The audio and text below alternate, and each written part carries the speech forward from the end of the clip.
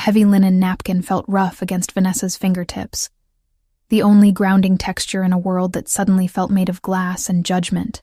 She smoothed the fabric over her lap for the 10th time, trying to pull it lower, trying to cover the way her thighs spread against the velvet seat of the booth.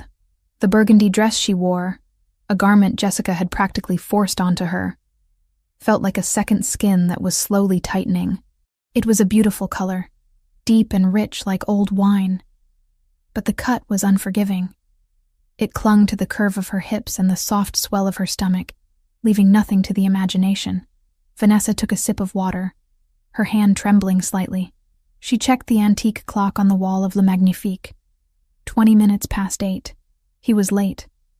Or more likely, he wasn't coming at all. Why had she agreed to this? Desperation, she reminded herself. Pure, unadulterated desperation. The Sweet Haven bakery, the legacy her grandmother had left her, was drowning in red ink. The ovens needed repairs. The rent had hiked up by 15%, and the suppliers were demanding payments she simply didn't have. When Jessica had called, practically breathless with excitement about a business associate of her husband, who was looking for a companion and was known to be generous, Vanessa had hesitated. But then the final notice from the bank had arrived in the morning mail, printed on that stark, terrifying pink paper. Just dinner, Ness, Jessica had promised. He's serious, old-fashioned. He just needs a date for some events. You're pretty, you're smart, and you need a break. A break. Vanessa looked around the restaurant. It was the kind of place where the silence was heavy, broken only by the clinking of silver against china and the hushed whispers of people who had never worried about an overdraft fee in their lives. The chandeliers overhead cast a warm, golden glow that should have been flattering, but to Vanessa, it felt like a spotlight examining her flaws. She felt too big for the delicate chair, too loud in her burgundy dress, too poor for the air she was breathing. She looked at the empty chair opposite her. It mocked her. It was a testament to her foolishness. Men like the one Jessica described, wealthy, powerful, connected, didn't show up for women like Vanessa Collins. They wanted stick-thin models who picked at salads, not a 26-year-old baker who smelled like vanilla and yeast and carried the weight of her stress on her hips. "Is the gentleman joining you soon, madame?" the waiter asked. He had appeared silently, his face a mask of polite boredom. I'm sure he'll be here shortly," Vanessa lied, her voice sounding thin to her own ears. "Traffic, probably." The waiter gave a curt nod, his gaze flickering over her dress with a microscopic hint of disdain, before he turned and glided away. Vanessa felt her face heat up. She wanted to leave. She wanted to run back to the safety of her kitchen, put on her flour-dusted apron, and knead dough until her arms ached and her mind went quiet. Then she saw him. Not her date. Him. Brandon. Her stomach dropped. A physical sensation of nausea that had nothing to do with hunger. He was standing near the host stand, arguing with the maitre d'. He looked terrible. His jacket was ill-fitting and shiny at the elbows, his hair a mess of grease, and even from across the room, Vanessa could imagine the smell of stale cigarette smoke and cheap beer that clung to him. He shouldn't be here. Brandon couldn't afford a glass of water in a place like this, let alone a meal. He was supposed to be in Atlantic City, or so he had claimed the last time he called to beg for money she didn't have. Vanessa tried to shrink into the booth, praying the dim lighting would hide her. She turned her head, pretending to study the wine list, her heart hammering a frantic rhythm against her ribs. Please don't see me. Please just leave. But luck had abandoned Vanessa a long time ago. "Well, look at this," a voice sneered, close and grating. Vanessa froze. She looked up slowly. Brandon was standing right there, his hands shoved into the pockets of his worn trousers, a smirk twisting his thin lips. He looked older than his 28 years, worn down by bad choices and spite. "Hello, Brandon," she said, her voice steady despite the trembling in her hands beneath the table. "What are you doing here?" "Business," he said vaguely, his eyes darting around the room before landing back on her. He laughed, a short, sharp sound that drew glances from the nearby tables. "But the real question is, what are you doing here, Nessie? Did you win the lottery? Or are you washing dishes in the back? I'm waiting for someone." she said, lifting her chin. She refused to let him see how small he made her feel. She refused to let him know that the mere sight of him brought back memories of shouting matches, broken plates, and the constant eroding criticism that had taken her years to rebuild from. Brandon looked at the empty chair opposite her. He scoffed, looking at the untouched setting, the full water glass, the bread basket that Vanessa hadn't dared to touch. Waiting, huh? He pulled the chair out. The legs scraped loudly against the parquet floor, a harsh sound that made Vanessa wince. He sat down, sprawling his legs out as if he owned the place. Let me guess. He didn't show. He's running late, Vanessa insisted, though her conviction was crumbling. Brandon reached into the bread basket and tore off a chunk of artisan sourdough. He shoved it into his mouth, chewing with his mouth open. Crumbs falling onto the pristine white tablecloth. Face it, Nessie. He took one look at you through the window and kept driving. Who's gonna want to be seen with a whale like you in a place like this? The insult landed with the precision of a practiced blow. Vanessa felt tears prick at the corners of her eyes, hot and humiliating. She gripped her napkin tighter, her knuckles turning white. Leave, Brandon, she whispered. Please, just leave. I'm doing you a favor, he said through a mouthful of bread. I'm sitting here so you don't look like such a loser. You should be thanking me. Maybe you can buy me a drink. I know you've got cash in that register at the bakery. I saw the line last week. That money is for the rent, she hissed. Get out. Or what? Brandon leaned forward, his elbows resting on the table, invading her space. His eyes were bloodshot, manic. You gonna call the waiter? Tell him your ex-husband is bothering you? I'll make a scene, Vanessa. I'll scream so loud everyone in this fancy dump will know exactly how pathetic you are. He stood you up, fatty. Is that what they're all thinking? Vanessa looked down at her lap, defeated. The shame was a heavy blanket, suffocating her. He was right. Everyone was looking. Everyone was judging. The burgundy dress felt like a costume on a clown. She started to reach for her purse, thinking that if she just gave him $20, maybe he would go away. Maybe she could salvage a scrap of dignity and run out the back door. She didn't see the shadow that fell over the table. She didn't notice the way the air seemed to grow colder, sharper, charged with a sudden, terrifying electricity. She only realized something had changed when Brandon stopped chewing. Brandon's eyes, which had been full of malice a second ago, suddenly widened. His gaze fixed on something behind Vanessa, or rather someone standing directly behind him. The color drained from his face so fast it was as if someone had pulled a plug. His mouth hung open, a half-chewed piece of bread visible on his tongue. Vanessa frowned, confused by his sudden paralysis. Then a hand appeared. It was a large hand, pale and strong, with long fingers that looked like they could play a piano or snap a neck with equal ease. The hand landed on Brandon's shoulder. It didn't strike him. It just rested there, but the weight of it seemed to crush Brandon into the seat. You seem comfortable, a voice said. It was a baritone, deep and smooth like dark chocolate, but laced with a menace so potent it made the fine hairs on Vanessa's arms stand up. It wasn't a question. It was a statement of fact that carried a death sentence. Brandon started to tremble. Visibly tremble. The water glass on the table shook in sympathy with his knees hitting the underside of the table. Mr. Rinaldi, Brandon stammered, his voice cracking an octave higher than usual. I didn't know. I was just... The question isn't what you know, Brandon, the man said. His thumb brushed casually against the fabric of Brandon's cheap jacket. A gesture that looked gentle but clearly held Brandon pinned in place. The question is why you are breathing my air. Vanessa stared. Who was this? And how did Brandon know him? The man leaned down. Vanessa finally saw his face. He was striking. That was the only word for it. He had hair as black as ink, cut short and precise. His skin was pale, contrasting sharply with the dark, heavy brows that framed eyes of the deepest brown Vanessa had ever seen. They were intelligent eyes. Predator's eyes, devoid of mercy, but filled with a terrifying calm. He wore a black suit that fit him so perfectly it looked like it had been sculpted onto his broad shoulders. He brought his face close to Brandon's ear, but his eyes locked onto Vanessa's. He didn't blink. "You're in my seat," he said. The words were spoken softly, almost a whisper, but they carried the force of a thunderclap. Brandon scrambled. He moved with the desperate, flailing energy of a trapped animal. He pushed the chair back so hard it nearly tipped over, stumbling to his feet. "I'm going! I'm going!" Brandon squeaked, backing away, his hands raised in surrender. "I didn't touch her. I swear, Mr. Rinaldi. I was just leaving." "Run!" the man said. One word. Brandon didn't need to be told twice. He turned and sprinted towards the exit, knocking into a waiter carrying a tray of drinks, not even stopping to apologize as glasses shattered on the floor. He burst through the front doors and vanished into the night.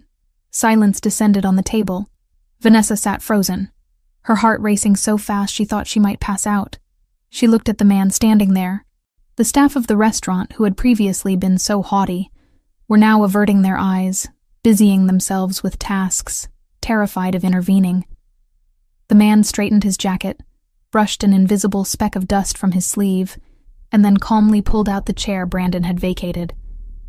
He sat down with a fluid, controlled grace. He looked at Vanessa. For the first time, she saw him fully. He was terrifyingly handsome, but the emphasis was on terrifying. He occupied the space with an authority that made the restaurant feel small. "Vanessa Collins," he said. It wasn't a question. He knew who she was. "Yes," she breathed. "And you are?" "Silvio Rinaldi." Vanessa felt the blood drain from her face. Rinaldi. The name was whispered in Chicago. It was a name associated with construction, with unions, with shipping, and with a dozen other things that never made it into the official papers but ended up in police files that mysteriously disappeared. She was sitting across from the head of the Rinaldi crime family. I think there's been a mistake," Vanessa said, reaching for her purse again. "I should go." "Sit," Silvio said. It wasn't shouted. It was a command delivered with absolute assurance that it would be obeyed. Vanessa stopped. Her body reacted before her mind did, settling back into the booth. Silvio raised a single finger. Instantly, the snooty waiter from before materialized at the table, looking pale and sweating slightly. "Mr. Rinaldi," the waiter said, his voice trembling. "An honor. We didn't expect—" "Menu," Silvio interrupted. "And the wine list. The Barolo. The 98. "Immediately, sir." The waiter practically bowed and scrambled away. Silvio turned his dark gaze back to Vanessa. He studied her. He didn't look at her the way Brandon did, searching for flaws to pick at. He looked at her like he was appraising a building he intended to buy, checking the foundation, the structure, the value. His eyes swept over her face, down to her throat, over the curve of her bust in the burgundy dress, and then back to her eyes. Vanessa felt exposed, but strangely, not ashamed. His gaze was heavy, physical. "You look terrified," he observed.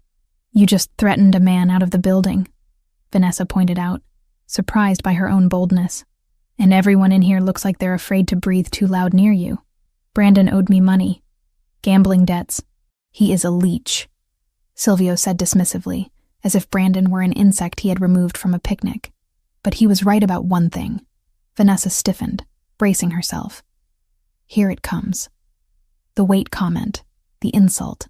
"He shouldn't have been sitting there," Silvio continued, his voice dropping an octave, becoming intimate and gravelly. He lacked the capacity to appreciate the view. Vanessa blinked. "Excuse me?" "The dress," Silvio said, gesturing vaguely with his hand. "Burgundy. It suits you. Most women wear black to hide. You wear color like a challenge. I like it." Vanessa was speechless. She opened her mouth to respond, but the waiter returned with the wine and 2 large menus. Silvio waved the menus away. "Bring the antipasto platter, the large one. Then the ossobuco for me, and for the lady." He looked at her. "Do you like truffle pasta?" Yes, but—" "The truffle tagliatelle, and the sea base, and the risotto. Bring it all," Silvio ordered. "All of it, sir?" the waiter asked, eyes widening. Did I stutter? Silvio's voice remained calm, but the threat was there, sharp as a razor. "No, sir. Right away." When they were alone again, Vanessa found her voice. "Mr. Rinaldi, I can't eat all that, and I can't pay for it. The bakery. I'm not asking you to pay, Vanessa, he said, pouring the wine into her glass himself. The red liquid swirled, dark and rich. And I'm not asking you to eat it all alone. I enjoy a woman who eats. It shows vitality, appetite. He took a sip of his wine, watching her over the rim of the glass. Eat, drink. Then we discuss business. Vanessa took the glass. Her hand was steadier now. The surreal nature of the evening had numbed her panic into a strange curiosity. She drank. The wine was exquisite, velvet on her tongue. What business? She asked. Jessica said you needed a date, but men like you don't need blind dates to find women. Silvio set his glass down. He leaned forward, his elbows on the table, mirroring the position Brandon had taken. But where Brandon had been intrusive, Silvio was conspiratorial. You are correct. I don't need a date, I need a wife. Vanessa choked on her wine. She coughed, patting her chest. A what? A wife, Silvio repeated calmly. A fiancé, initially, for a period of 1 year. You're joking, Vanessa said. I don't even know you. You don't know me. I know you own Sweet Haven Bakery on 4th Street, Silvio recited, ticking points off on his fingers. I know you inherited it from your grandmother, Rose. I know you are 3 months behind on your mortgage, 2 months behind on supplier payments, and that the city inspector is coming next week to check your ventilation system, which will fail because you can't afford the repairs.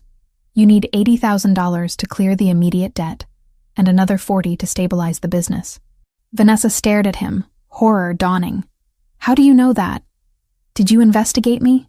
I investigate everyone I intend to do business with, Silvio said. Jessica recommended you. She said you were hardworking, loyal to a fault, and desperate enough to listen. That's incredibly insulting, Vanessa said, though she couldn't deny the accuracy. It is pragmatic, Silvio countered. Here's the situation, Vanessa. I am expanding my legitimate business interests, real estate, construction. To secure a contract for the new waterfront development, I need the approval of the city council. The chairman is a man of traditional values.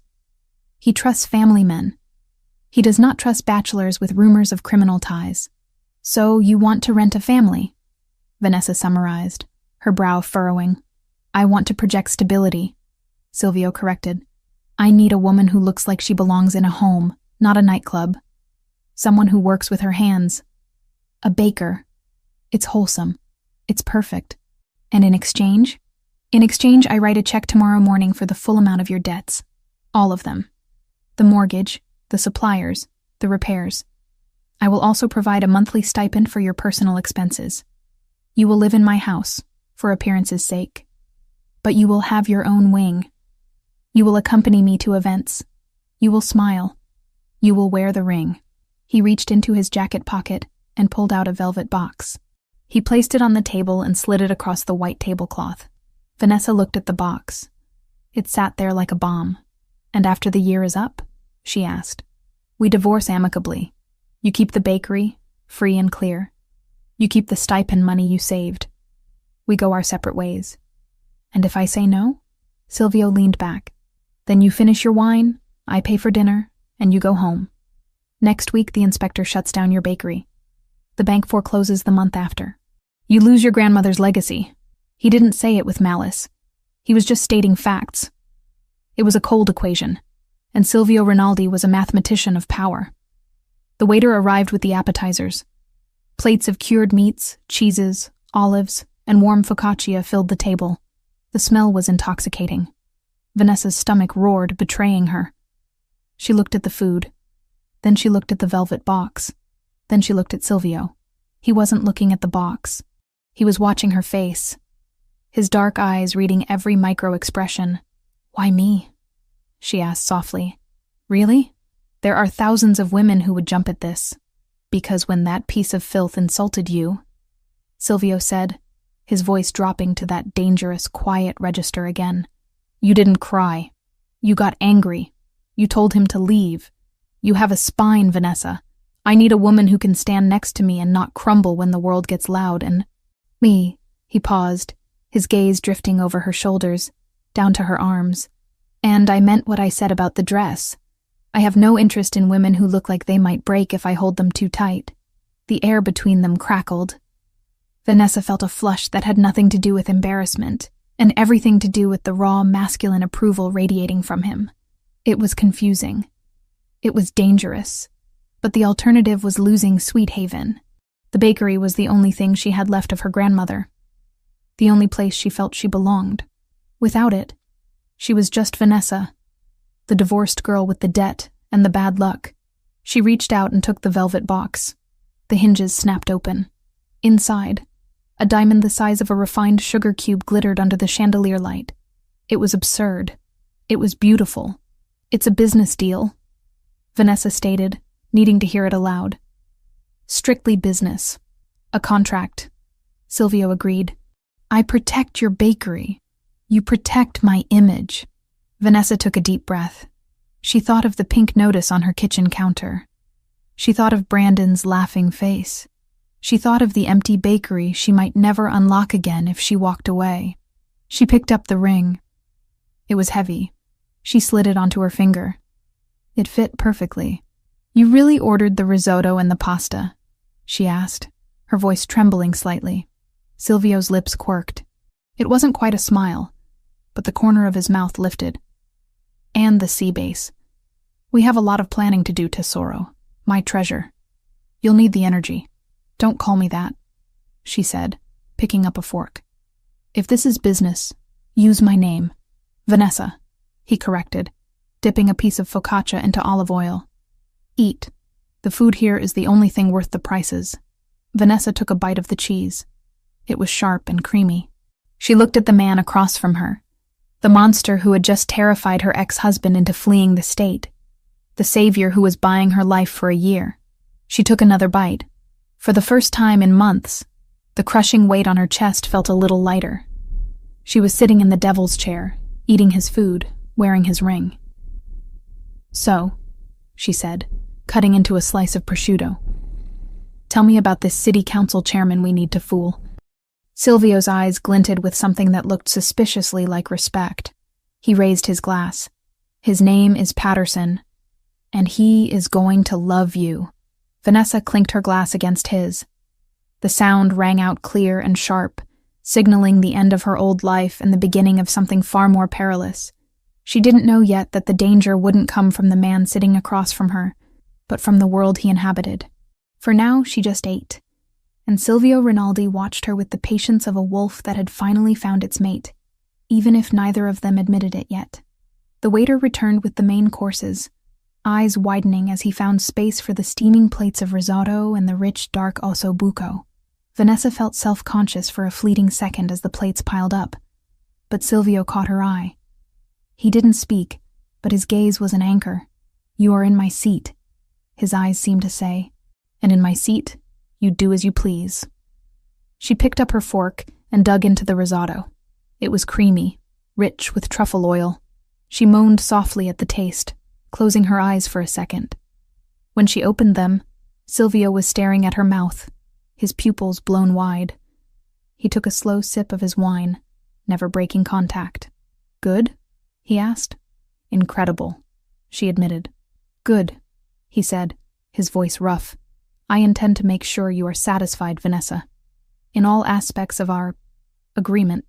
Vanessa felt a shiver race down her spine. The line between business and whatever this was had just blurred, and the ink on the verbal contract wasn't even dry. But as she looked at the ring flashing on her hand, and the man who commanded the room with a tilt of his head, she decided she wouldn't run. She would stay. She would eat. And she would survive. The morning edition of the Chicago Tribune lay open on the stainless steel counter of Sweet Haven Bakery, the paper edges curling slightly from the heat of the ovens. The headline was bold, presumptuous, and impossible to ignore. Rinaldi's secret romance, the boss, and the confectioner.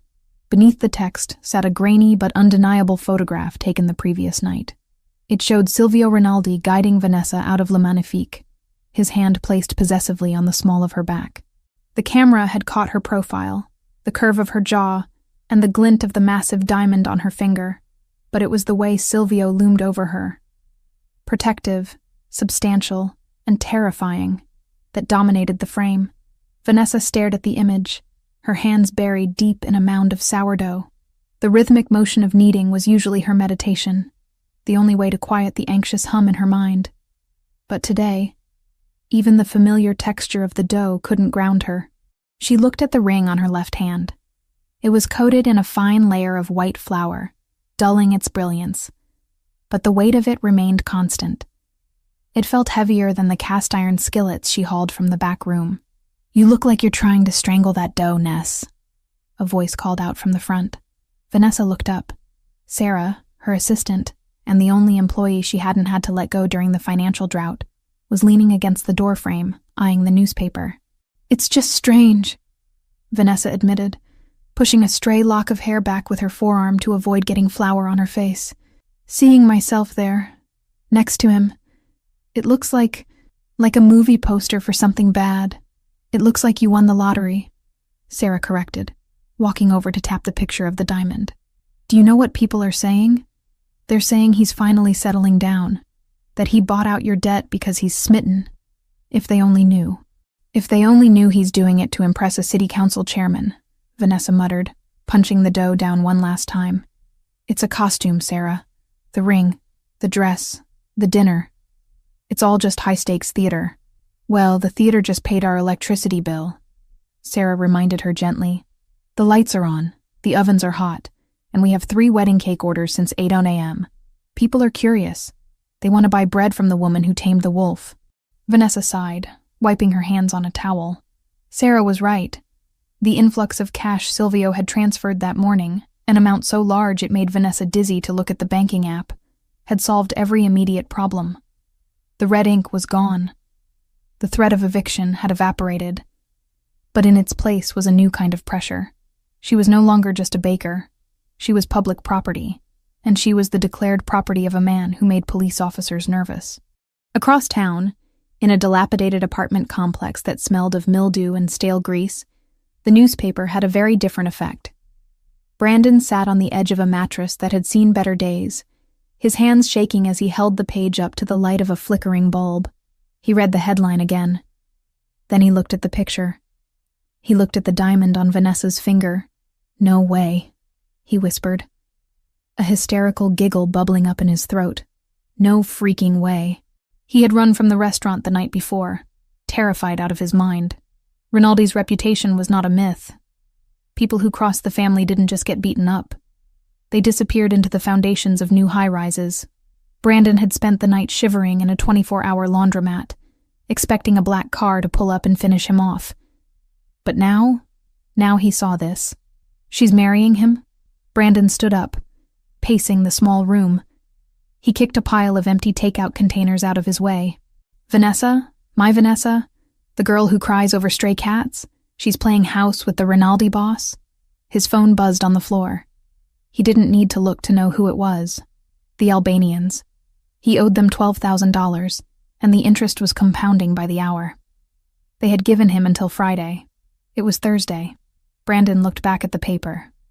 Vanessa had always been soft. She was easy to manipulate. He had spent 5 years gaslighting her, making her feel small, taking her money, and convincing her it was her fault. She was weak. Even with Rinaldi in the picture, Brandon reasoned, she was still Vanessa. She was still the girl who couldn't say no to a sob story. And if she was marrying Rinaldi, she had access to cash. Real cash. "She owes me," Brandon muttered, his logic twisting into the deformed shape of an addict's justification. "I was her husband. I put up with her for years. She's sitting on a gold mine while I'm about to get my legs broken? That's not fair." He grabbed his jacket. It was thin and offered no protection against the Chicago winter, but the burning need in his gut kept him warm. He didn't need to rob a stranger. He just needed to go see his wife. Ex-wife. Whatever. She would pay. She always paid to make the noise stop. The bakery was quiet by 11 p.m. Sarah had gone home hours ago, urging Vanessa to do the same, but Vanessa had insisted on staying. The rhythmic work of the night shift was the only thing that felt normal. The rest of her life had spun off its axis. But here, in the kitchen, Things made sense. Flour. Water. Yeast. Heat. Predictable. Safe. She was finishing a tray of croissants, brushing them with egg wash, when the silence of the front room was shattered. It wasn't a knock. It was the distinct, sickening sound of tempered glass giving way under force. Vanessa froze. Her heart slammed against her ribs. She was in the back kitchen, separated from the front display area by swinging double doors. She reached for her phone, but her hands were covered in sticky dough. Nessie. The voice was slurred, familiar, and terrifying. I know you're in there. I saw the light. Brandon. Fear, cold and sharp, washed over her, but it was quickly followed by a surge of anger. This was her sanctuary. This was the place her grandmother had built. He had taken so much from her already, her confidence, her savings, her years, and now he was breaking into her haven. She wiped her hands frantically on her apron. Under the main prep table, installed just that morning by a team of silent men in gray coveralls, was a small red button. Silvio had pointed it out before he left her at the door. If you feel unsafe, he had said, press it. Do not hesitate. It bypasses the police and comes to me. Vanessa didn't hesitate. She slammed her palm against the button. It made no sound, gave no feedback, but she prayed it worked. The swinging doors flew open. Brandon stumbled into the kitchen. He looked manic. His eyes were wide and bloodshot, sweat beading on his forehead despite the freezing air drafting in from the broken window. He held a jagged piece of brick in one hand and a cheap switchblade in the other. Brandon, Vanessa said, her voice surprisingly steady. She backed up until her hips hit the heavy wooden work table. You need to leave. Now. Look at you. Brandon sneered, stepping closer. He waved the knife erratically, acting all high and mighty. I saw the paper, Vanessa. I saw the rock on your finger. You're rich now? You're sleeping with the devil and getting paid for it? I'm working, Vanessa said, her eyes tracking the knife. Go home, Brandon. I don't have a home, he screamed, the sound echoing off the tiled walls. Because I owe people money. And you're sitting here with diamonds while I'm sleeping on a mattress on the floor. Give me the ring. What? Give me the ring. Brandon lunged forward. I can pawn it. It'll pay off the Albanians and leave me enough to get out of town. You can get another one. Your new sugar daddy won't even notice. No, Vanessa said. She curled her left hand into a fist. Don't say no to me, Brandon shouted. He was close now. Too close. He smelled of cheap vodka and desperation. You don't get to say no. You're nothing without me. You're just a fat, pathetic baker who got lucky. Now give me the ring or I'll cut it off your finger. He reached for her. Vanessa didn't think. She didn't cower. She didn't cry. The memory of Silvio's words at dinner, "You have a spine, Vanessa," flashed through her mind. She grabbed the nearest thing at hand, a 5-pound bag of high-gluten flour that had been left open on the counter. As Brandon lunged, she swung the bag with all her strength. It connected with his chest and exploded upwards. A massive white cloud erupted in the kitchen, coating Brandon instantly. He gasped, inhaling the fine powder, and started to cough violently, blinding him. "You bitch!" he sputtered, rubbing his eyes. Vanessa didn't stop. She grabbed the heavy marble rolling pin from the table. As Brandon flailed blindly with the knife, slicing through the air, she swung the rolling pin low. It connected hard with his kneecap. Brandon howled, his leg buckling under him. He hit the floor, the knife skittering across the tiles. "Stay down!" Vanessa yelled, standing over him, the rolling pin raised like a club. She was breathing hard, her chest heaving. "Don't you dare get up!" "I'm gonna kill you," Brandon wheezed, trying to crawl towards the knife. "I swear to God, Vanessa." He never got the chance. The back door of the bakery, the heavy steel-reinforced security door, was ripped open with such force it slammed against the wall. 3 men poured into the room. They moved with a fluidity and speed that was terrifying to witness. They wore dark tactical gear, not suits. Rinaldi's private security. The first man reached Brandon before Vanessa could even blink. He didn't shout commands. He didn't hesitate. He simply kicked Brandon in the ribs, flipping him onto his back, and then dropped a knee onto Brandon's throat, pinning him to the floor. The second man kicked the knife into the corner, then stepped on it to keep it out of reach. His hand stayed near his concealed sidearm, but he didn't raise it. Brandon was already controlled. The third man, older, with a scar running through his eyebrow, moved directly to Vanessa. He didn't touch her, but he placed himself physically between her and the threat, effectively becoming a human shield. "Miss Collins," the older man said, his voice calm amidst the chaos. "Are you injured?" No," Vanessa stammered, lowering the rolling pin. Her adrenaline was starting to crash, and her hands began to shake. "I'm fine. He broke the window." "Secure him," the older man ordered the others. Brandon was dragged to his feet, zip-tied, and shoved against the refrigerator. He was coughing, covered in flour, looking like a ghostly, pathetic figure. He tried to speak, to beg, but the guard silenced him with a sharp look that promised violence. Sirens wailed in the distance, getting louder.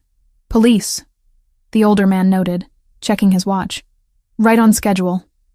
Mr. Rinaldi prefers official documentation for trespassing and assault. It makes the restraining order permanent." "Silvio called the police?" Vanessa asked. "Mr. Rinaldi alerted everyone," the guard replied. Then, the front chimes of the bakery jingled, a delicate, cheerful sound that was entirely out of place. Silvio Rinaldi walked in through the front entrance, stepping over the shattered glass of the display window. He was wearing a charcoal wool coat over a black turtleneck, looking like he had stepped out of a magazine shoot rather than into a crime scene. He didn't look at the police lights flashing outside. He didn't look at his guards.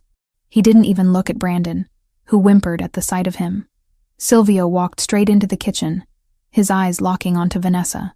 He scanned her with laser intensity, checking her hands, her face, her posture. He saw the flour on her apron, the rolling pin she was still gripping, and the defiance in her eyes. He stopped 2 feet in front of her. The kitchen felt suddenly smaller. "Did he touch you?" Silvio asked. His voice was low, terrifyingly devoid of emotion. It was the voice of a man deciding whether someone lived or died in the next 10 seconds. "No," Vanessa said. She finally set the rolling pin down. "He tried. I stopped him." Silvio looked past her, down at the floor where the flour bag had exploded, and then at Brandon, who was cowering against the fridge, white powder coating his cheap jacket. Silvio pieced together the scene instantly. He walked over to Brandon. The guard stepped back. Silvio leaned in close. Brandon was trembling so violently his teeth chattered. "You are lucky," Silvio whispered, loud enough for Vanessa to hear. "You are lucky she is a better person than I am. Because if she had not handled you, I would have removed you piece by piece. I just wanted the ring," Brandon sobbed. "I owe the Albanians. They're going to kill me." Silvio straightened up, a look of disgust crossing his face. "The Albanians are a business problem. You are a pest. The police will take you now. You will go to jail for breaking and entering, attempted robbery, and assault. And inside, you will pray that I do not decide to reach you there." He signaled the guards. They dragged Brandon out the back door, just as the uniformed officers entered the front. Silvio turned his back on the commotion, focusing entirely on Vanessa. He took a handkerchief from his pocket and reached out, gently wiping a smudge of flour from her cheek. His touch was warm, startlingly tender after the violence of his words. "This is unacceptable," he stated. "I handled it," Vanessa said, trying to stop her knees from shaking. "I used the button. It worked. The button was a contingency. The glass should have been reinforced. The perimeter was weak." Silvio looked angry, but Vanessa realized with a jolt that he wasn't angry at her. He was angry at himself. "I underestimated his desperation. That was a mistake. I do not make mistakes twice." "It's over, Silvio. He's going to jail." "He is a symptom," Silvio said dismissively. "The window is broken. Your security is compromised. You cannot stay here tonight. I have to prep the dough for tomorrow," Vanessa argued weakly. "I can't just leave. The bakery is a crime scene. The police will seal it for the night.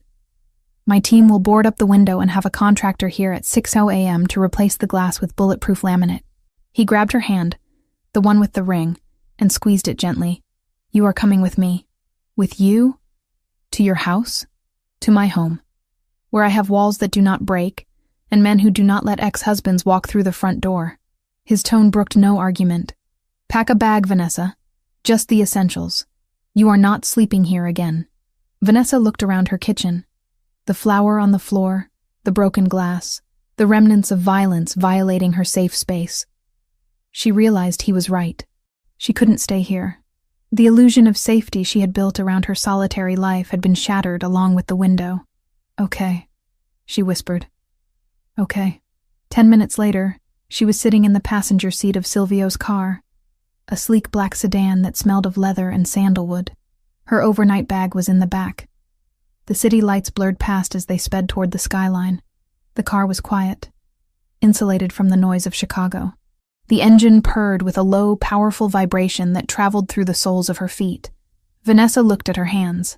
They were clean now, but she could still feel the phantom weight of the rolling pin. Silvio? He glanced at her briefly before returning his eyes to the road. His profile was sharp, illuminated by the passing streetlights. Yes? Thank you, she said. He frowned slightly. For what? I failed to prevent the intrusion. You had to defend yourself. For the alarm, she said firmly. She turned in her seat to look at him. And for coming. Brandon, he had a knife. He was crazy. If that button hadn't worked, or if your men hadn't been so close, I don't know what would have happened. Silvio's grip on the steering wheel tightened until his knuckles turned white. The leather creaked under the pressure. He had a knife, Silvio repeated, the words tasting like ash in his mouth. He hadn't seen the knife. It had been kicked away before he entered. The knowledge that the threat had been lethal, not just physical, shifted something in the atmosphere of the car. Yes, but I'm okay, Vanessa said softly. Because of you. So thank you. I mean it. I'm not used to anyone having my back. Silvio slowed the car as they approached the private ramp of a high-rise building. He stopped the vehicle at the security checkpoint, waiting for the gate to rise. He turned to her fully then. His dark eyes searched hers, looking for the lie, for the sarcasm, for the resentment he was used to seeing in people who owed him favors. He found none. He found only genuine, exhausted gratitude. She wasn't blaming him for the danger his world had brought to her door. She was thanking him for the shield he had offered. It disarmed him. You fought back, he said, his voice quiet in the cabin. You blinded him and you broke his knee. I grew up with 3 brothers and a grandmother who didn't take excuses, Vanessa said with a tired smile. And I really love that bakery. I wasn't going to let him rob me. Silvio reached out. For a second, Vanessa thought he was going to touch her face again. Instead, he took her hand, lifting it to inspect the knuckles, checking for bruises she might have missed. You are a dangerous woman, Vanessa Collins, he murmured. My men said you looked like a Valkyrie covered in flour. Is that a compliment? In my world. Silvio brought her hand to his lips, brushing a kiss against her knuckles that sent a jolt of electricity straight to her heart. It is the highest compliment possible. The gate rose. Silvio drove the car into the underground sanctuary of his building. We are here, he announced. My penthouse is on the top floor. You will have the guest suite. It has a lock on the inside. You are safe now. Vanessa nodded, feeling a heavy wave of fatigue finally crash over her. What about Brandon? You said the Albanians. Brandon is in police custody, Silvio said, his voice hardening. He is safe from the Albanians for tonight. But the Albanians, they are a different problem. They saw the news too. They know you are with me. Does that mean I'm a target? It means, Silvio said, killing the engine and plunging them into darkness, that you are the most valuable thing in this city right now. And I do not let anyone touch what is mine. The possessiveness in his voice should have terrified her. It was primal, archaic, but after the glass, the knife, and the cold wind of the broken window, Vanessa didn't feel fear. She felt, for the first time in her life, completely and utterly protected. She opened the door. Then lead the way, Silvio. I'm tired of fighting alone. Silvio got out and walked around the car to open her door, offering her his hand. As she took it, she realized that the contract, the business deal for 1 year, had already shifted. It wasn't just about appearances anymore. He had given her a weapon, and she had used it. They were partners in violence now. And as they walked toward the elevator, Vanessa Collins, the baker who wore burgundy to defy the world, realized she didn't want to let go of the Mafia boss's hand. The penthouse was not a home. It was a glass cage suspended 50 stories above the Chicago skyline. Everything in Silvio Rinaldi's sanctuary was sleek, monochrome, and cold. The floors were polished black marble that seemed to swallow the light. The furniture was angular Italian leather that looked uncomfortable to sit on. And the walls were adorned with abstract art that cost more than Vanessa's entire bakery, but evoked zero emotion. There were no photographs, no knickknacks, no signs that a human being actually lived there, only that a very wealthy ghost haunted the premises. Vanessa had been living in the guest wing for 3 days, and the silence was beginning to itch under her skin. She had spent the first 24 hours sleeping, the adrenaline crash from the break-in leaving her comatose. But now, she was awake. She was restless. And she was hungry. More importantly, she needed to bake. It was a compulsion, a way to reclaim control when her world felt like it was spinning off its axis. When Silvio stepped out of the private elevator at 7 in the evening, loosening his silk tie, he stopped dead in his tracks. He didn't smell the usual sterile scent of ozone and expensive cleaning products. He smelled garlic. He smelled roasting tomatoes. He smelled yeast and caramelized sugar. He walked into the open-concept kitchen, a space that was usually pristine and empty, and found chaos. Vanessa was there, wearing one of his spare black t-shirts that hung loosely over her leggings, her hair tied up in a messy bun secured with a chopstick. She had music playing from her phone, some old Motown track, and she was dancing slightly as she pulled a tray of focaccia out of the industrial oven. "What are you doing?" Silvio asked. Vanessa jumped, nearly dropping the tray. She spun around, breathless, her face flushed from the heat of the oven. "Jesus, you move like a vampire." "Put a bell on, Rinaldi." Silvio walked further into the room, eyeing the flour dusted across his black granite countertops. "You are cooking." "I'm stress baking," she corrected. "And then I got hungry. And I assumed you eat something other than the souls of your enemies, so I made lasagna, from scratch. The pasta sheets are drying over there." She pointed to a rack she had improvised using 2 chairs and a broom handle. Silvio stared at the broom handle. "You have improvised drying racks in a kitchen that cost $500,000. Well, your kitchen has 42 different knives, but not a single pasta dryer. It's a disgrace," she retorted, turning back to the focaccia and brushing it with olive oil and rosemary. "Dinner is in 20 minutes. Go wash up. You look like you've had a day." Silvio didn't move. He watched her. He was used to coming home to silence, or to a housekeeper who made herself invisible. He wasn't used to life. Vibrant, messy, loud life. "I usually order in," he said. "Not tonight," Vanessa stated firmly. "Sit, eat. Consider it part of the Happy Domestic Fiancé performance review." 20 minutes later, Silvio Rinaldi, the boss who controlled the unions and the shipping docks, was sitting at his kitchen island, eating lasagna that burned his tongue and tasted like comfort. He ate silently, methodically, but with a growing intensity. Vanessa sat across from him, tearing into a piece of focaccia. She didn't pick at her food. She ate with genuine pleasure, closing her eyes as she chewed. "You're staring," she said without opening her eyes.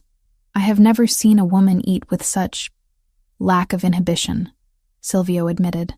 "Most women I dine with push the food around the plate." "Life's too short for salad without dressing, Silvio," she said, wiping a smudge of tomato sauce from her lip. "My grandmother used to say that you can't trust people who don't eat. It means they're hiding something." "I hide many things," Silvio said darkly. "Does that mean you don't trust me?" "I trust you to keep me safe," Vanessa replied, meeting his gaze. "I trust you to keep your word about the bakery. The rest? I think you're just lonely and you have too much money to know how to fix it." Silvio froze. The fork hovered halfway to his mouth. No one spoke to him like that. No one dared to analyze him, let alone pity him. But instead of anger, he felt a strange, twisting sensation in his gut. "Finish your wine," he said abruptly, standing up and taking his plate to the sink. "Tomorrow we have an appointment. You need clothes. The gala is coming up, and my team tells me you have nothing appropriate for the season." "I have clothes," Vanessa protested. "You have aprons and sweaters," Silvio corrected. "Tomorrow we go to Madame Elise's. Be ready at 10. Madame Elise's was not a store. It was a temple of exclusion. Located on the Magnificent Mile, it had no price tags, no sale racks, and a security guard who looked like he had served in special ops. The interior was all cream and gold, designed to make anyone who wasn't a size 0 feel large and intrusive. When Vanessa walked in, flanked by Silvio and 2 of his guards, the atmosphere in the boutique shifted instantly. The hush that fell over the room wasn't just respectful, it was terrified. Silvio didn't wait for a greeting. He walked to the center of the room and sat on a velvet ottoman, crossing his legs. "We need a gown for the winter gala, and a wardrobe for the season. Coats, daywear, shoes." The manager, a thin woman with a pinched nose and a fake smile, hurried over. "Mr. Rinaldi, an honor, and this must be—" Her eyes slid over Vanessa, assessing her size with a microscopic sneer that Vanessa was intimately familiar with. "The lucky lady. Vanessa," Vanessa said, extending her hand. The woman touched it briefly, as if afraid she might catch something. "Of course. If you'll follow me, Miss Vanessa. We have a lovely selection of wraps and shawls in the back room." "I don't need a shawl," Vanessa said. "I need a dress." "Well, naturally," the woman twittered nervously.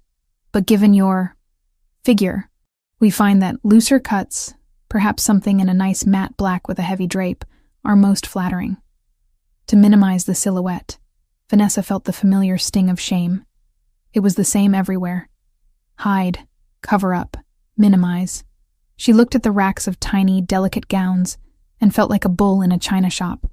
"I don't want to minimize," Vanessa started to say. But Silvio's voice cut through the air like a whip crack. "Stop." The single word silenced the room. Silvio stood up slowly. He walked over to the manager, towering over her. "Did I ask you to hide her?" he asked softly. I beg your pardon, sir?" the manager stammered. "I asked if I hired you to camouflage my fiancé like a piece of defective furniture," Silvio clarified, his voice dropping to a dangerous register. "Because I was under the impression I came here to dress her, not to bury her in fabric. I was only suggesting. For her body type. Her body type is perfect," Silvio stated. He turned to Vanessa. "Take off your coat." Vanessa hesitated, then shed her winter coat.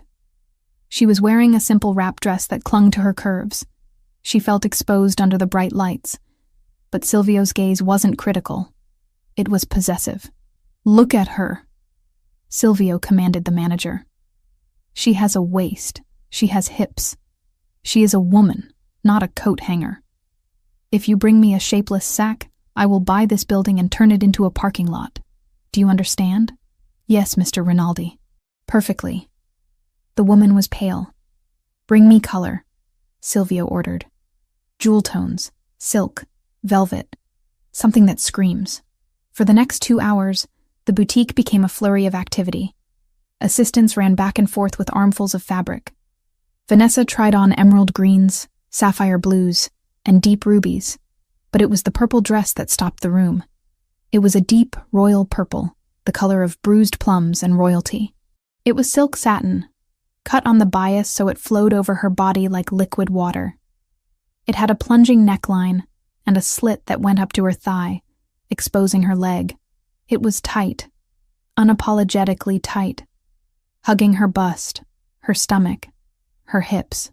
Vanessa stepped out of the fitting room and stood in front of the 3-way mirror. She held her breath. She looked powerful. She didn't look thin. She looked substantial.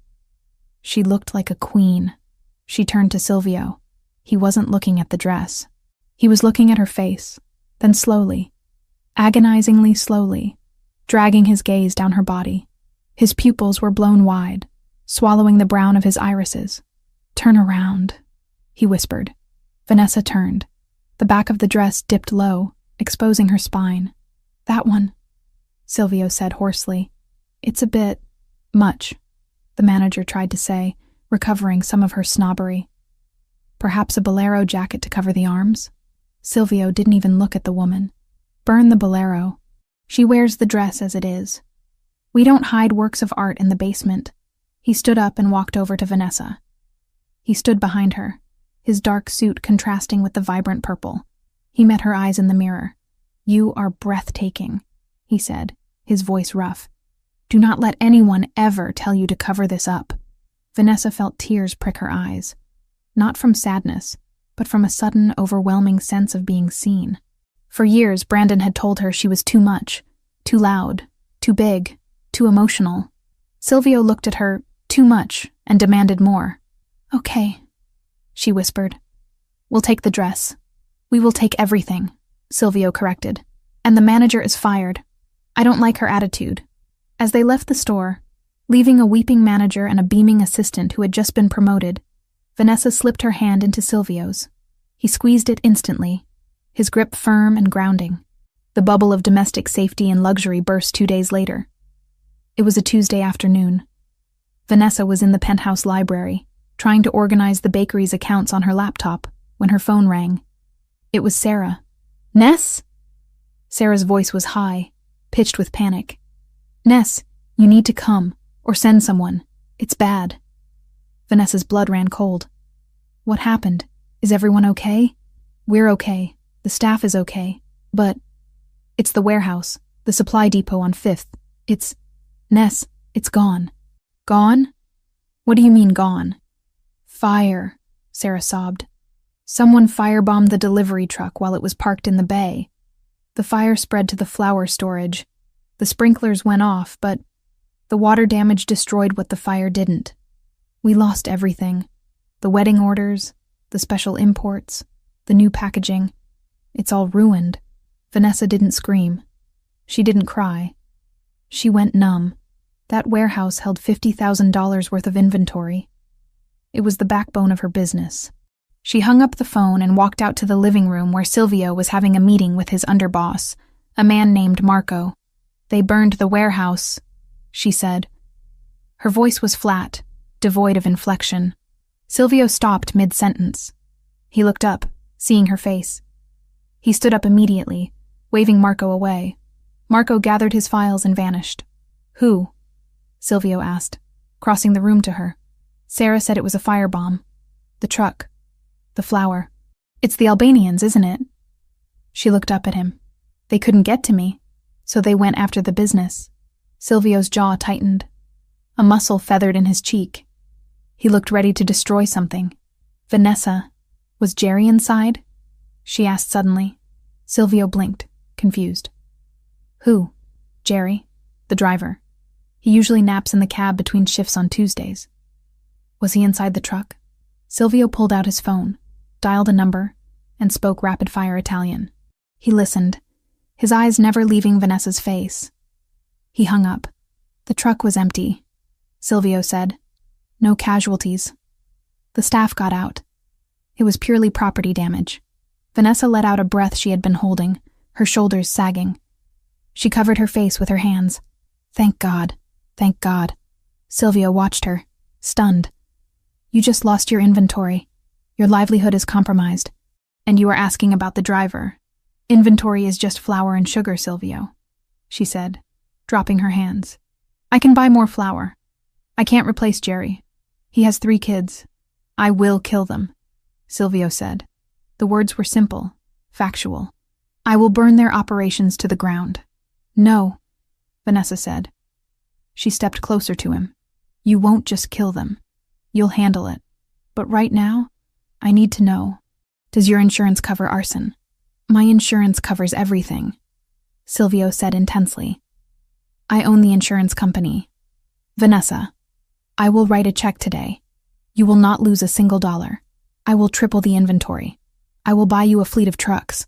"I don't want a fleet," she said. "I just want to know that this ends. I can't have people getting hurt because of me, because of this ring." "It ends," Silvio vowed. He reached out and cupped her face. His hands were large, warm and trembling slightly with suppressed rage. "I swear to you, Vanessa, this was their last mistake, They touched what provides for you. That is an act of war. He expected her to pull away. He expected her to scream that this was his fault, that his world was toxic. Instead, Vanessa leaned into his touch. She rested her cheek against his palm, closing her eyes. "Okay," she whispered. "I believe you. Just hold me for a minute. Please?" The vulnerability in her voice shattered his restraint. He pulled her against his chest, wrapping his arms around her so tightly it was almost painful. She buried her face in the crook of his neck, inhaling the scent of sandalwood and expensive tobacco. She didn't cry. She just drew strength from him, solid and unmoving as a mountain. "I've got you," he murmured into her hair. "I've got you." That night, the penthouse felt different. The air was charged, heavy with the unspoken violence of the day and the raw emotional intimacy that had followed. Silvio had spent the afternoon barking orders into his phone, organizing a retaliation that would be swift and silent. Vanessa had spent it coordinating with Sarah, reassuring her staff, and organizing temporary supplies from a friendly competitor. They had worked in parallel, a team operating in different trenches. Now, it was midnight. The city lights below were a carpet of diamonds. Vanessa stood by the floor-to-ceiling window in the living room, wearing a silk robe she had bought at the boutique. She was looking out at the darkness, thinking about the fire, about Brandon, about how her life had become a thriller novel. She heard Silvio enter. He didn't speak. He walked up behind her, close enough that she could feel the heat radiating from his body. But he didn't touch her.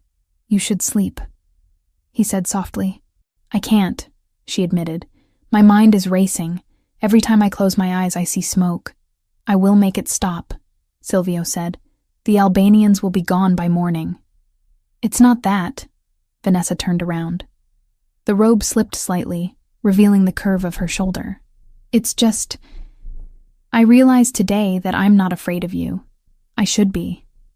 You're a dangerous man, Silvio. You talk about war like it's a business transaction. But when I heard about the fire, my first thought wasn't to run from you. It was to run to you." Silvio stared at her. His eyes were dark, unreadable pools. "You are running to a monster, Vanessa." "Maybe." She stepped closer. "But you're my monster. You protected me. You validated me. You stood up for me in that store when I couldn't stand up for myself. You ate my lasagna." A ghost of a smile touched his lips. The lasagna was excellent. "I'm tired of being scared, Silvio," she whispered. "I'm tired of feeling like I take up too much space. With you, I feel like I fit." Silvio groaned, a low sound in his throat. He reached out and grabbed her waist, pulling her flush against him. The contact was electric. "You fit," he growled. "You fit perfectly. Do you have any idea how hard it is to keep my hands off you? To play the gentleman? I am not a gentleman, Vanessa." "I don't want a gentleman," she said, her hands moving up to grip the lapels of his shirt. "I want the man who told me not to hide." Silvio didn't wait. He crashed his mouth down on hers. The kiss wasn't tentative. It was acclaiming. It was hungry and desperate, and filled with all the words they hadn't said. Vanessa opened to him, her hands tangling in his short hair, pulling him closer. He tasted of scotch and desire. He swept her up into his arms, carrying her effortlessly. Vanessa wrapped her legs around his waist, burying her face in his neck. He carried her to the master bedroom, a room she had never entered. It was dark, dominated by a massive bed with black silk sheets. He laid her down, following her down instantly, his weight a heavy, comforting blanket. "Tell me to stop," he warned, hovering over her, his eyes scanning her face. "Tell me to leave, and I will walk out that door and sleep on the floor." "Don't you dare," she breathed. He untied her robe. It fell open. Vanessa felt a flicker of the old insecurity. The bright lights of the city filtered in through the window. She wasn't wearing shapewear. She wasn't posing. She was just there, soft and curved and real. "Silvio, She started to cover herself. He caught her hands. He pinned them to the mattress above her head. "No," he commanded. "Look at me." She looked at him.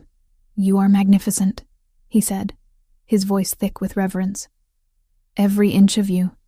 Softness where I am hard. Warmth where I am cold. He lowered his head and kissed the curve of her hip. Vanessa gasped. He kissed her stomach, murmuring Italian praises against her skin.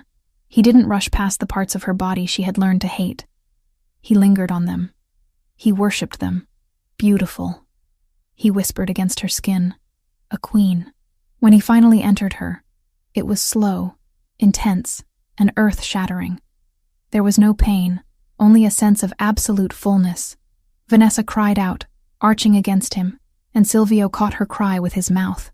Mine. He growled against her lips. You are mine, Vanessa. No one hurts you. No one touches you. I will burn the world before I let you go. I'm yours. She sobbed, clutching his shoulders. I'm yours. It wasn't just sex. It was a sealing of the pact. In the darkness of the penthouse, amidst the ruins of her bakery and the threats of a turf war, Vanessa Collins found her sanctuary. It wasn't in a building. It was in the arms of the man who looked at her scars and her curves and saw a masterpiece. Afterward, they lay tangled in the sheets. Silvio pulled the duvet up over them, tucking it around her shoulders with surprising gentleness. He pulled her back against his chest, his arm draped protectively over her waist. The gala is in 2 days, he said into the silence, his voice sleepy but alert. I know, Vanessa murmured, tracing the muscles of his forearm. You will wear the purple dress, he said, and you will wear the necklace I have in the safe, and everyone in that room will know exactly who you belong to. Is that a threat, Mr. Rinaldi? She teased sleepily. It is a promise, Mrs. Rinaldi to be. He kissed the top of her head. Sleep now. Tomorrow we rebuild your empire. Tonight, you just rest. Vanessa closed her eyes. The fear of the Albanians was still there, lurking in the back of her mind. But as she drifted off to the steady rhythm of Silvio's heartbeat, she knew one thing for certain. She wasn't the victim anymore. She was the consort. And God help anyone who tried to burn her down again. The Rinaldi Foundation Winter Gala was not merely a party. It was a coronation, held in the grand ballroom of the Drake Hotel. It was the singular night of the year where the lines between Chicago's legitimate elite and its shadow rulers blurred under the cover of charity and champagne. For Vanessa, standing in front of the floor-to-ceiling mirror in the penthouse dressing room, it felt less like a celebration and more like preparing for battle. She smoothed her hands down the front of the dress Silvio had commissioned for her. It was not the purple silk she had worn at the boutique, though that hung in her closet like a trophy. This was something else entirely. It was liquid gold. The fabric was a heavy, metallic lame that looked like molten metal poured directly over her skin. It possessed no structure of its own, relying entirely on her body to give it shape. It clung to the slope of her breasts, cinched tight at her waist, and flared dramatically over her hips, cascading to the floor in a pool of shimmering light. It was a dress that demanded attention, a dress that refused to apologize for the space it occupied. Turn around. Silvio's voice came from the doorway. Vanessa didn't jump.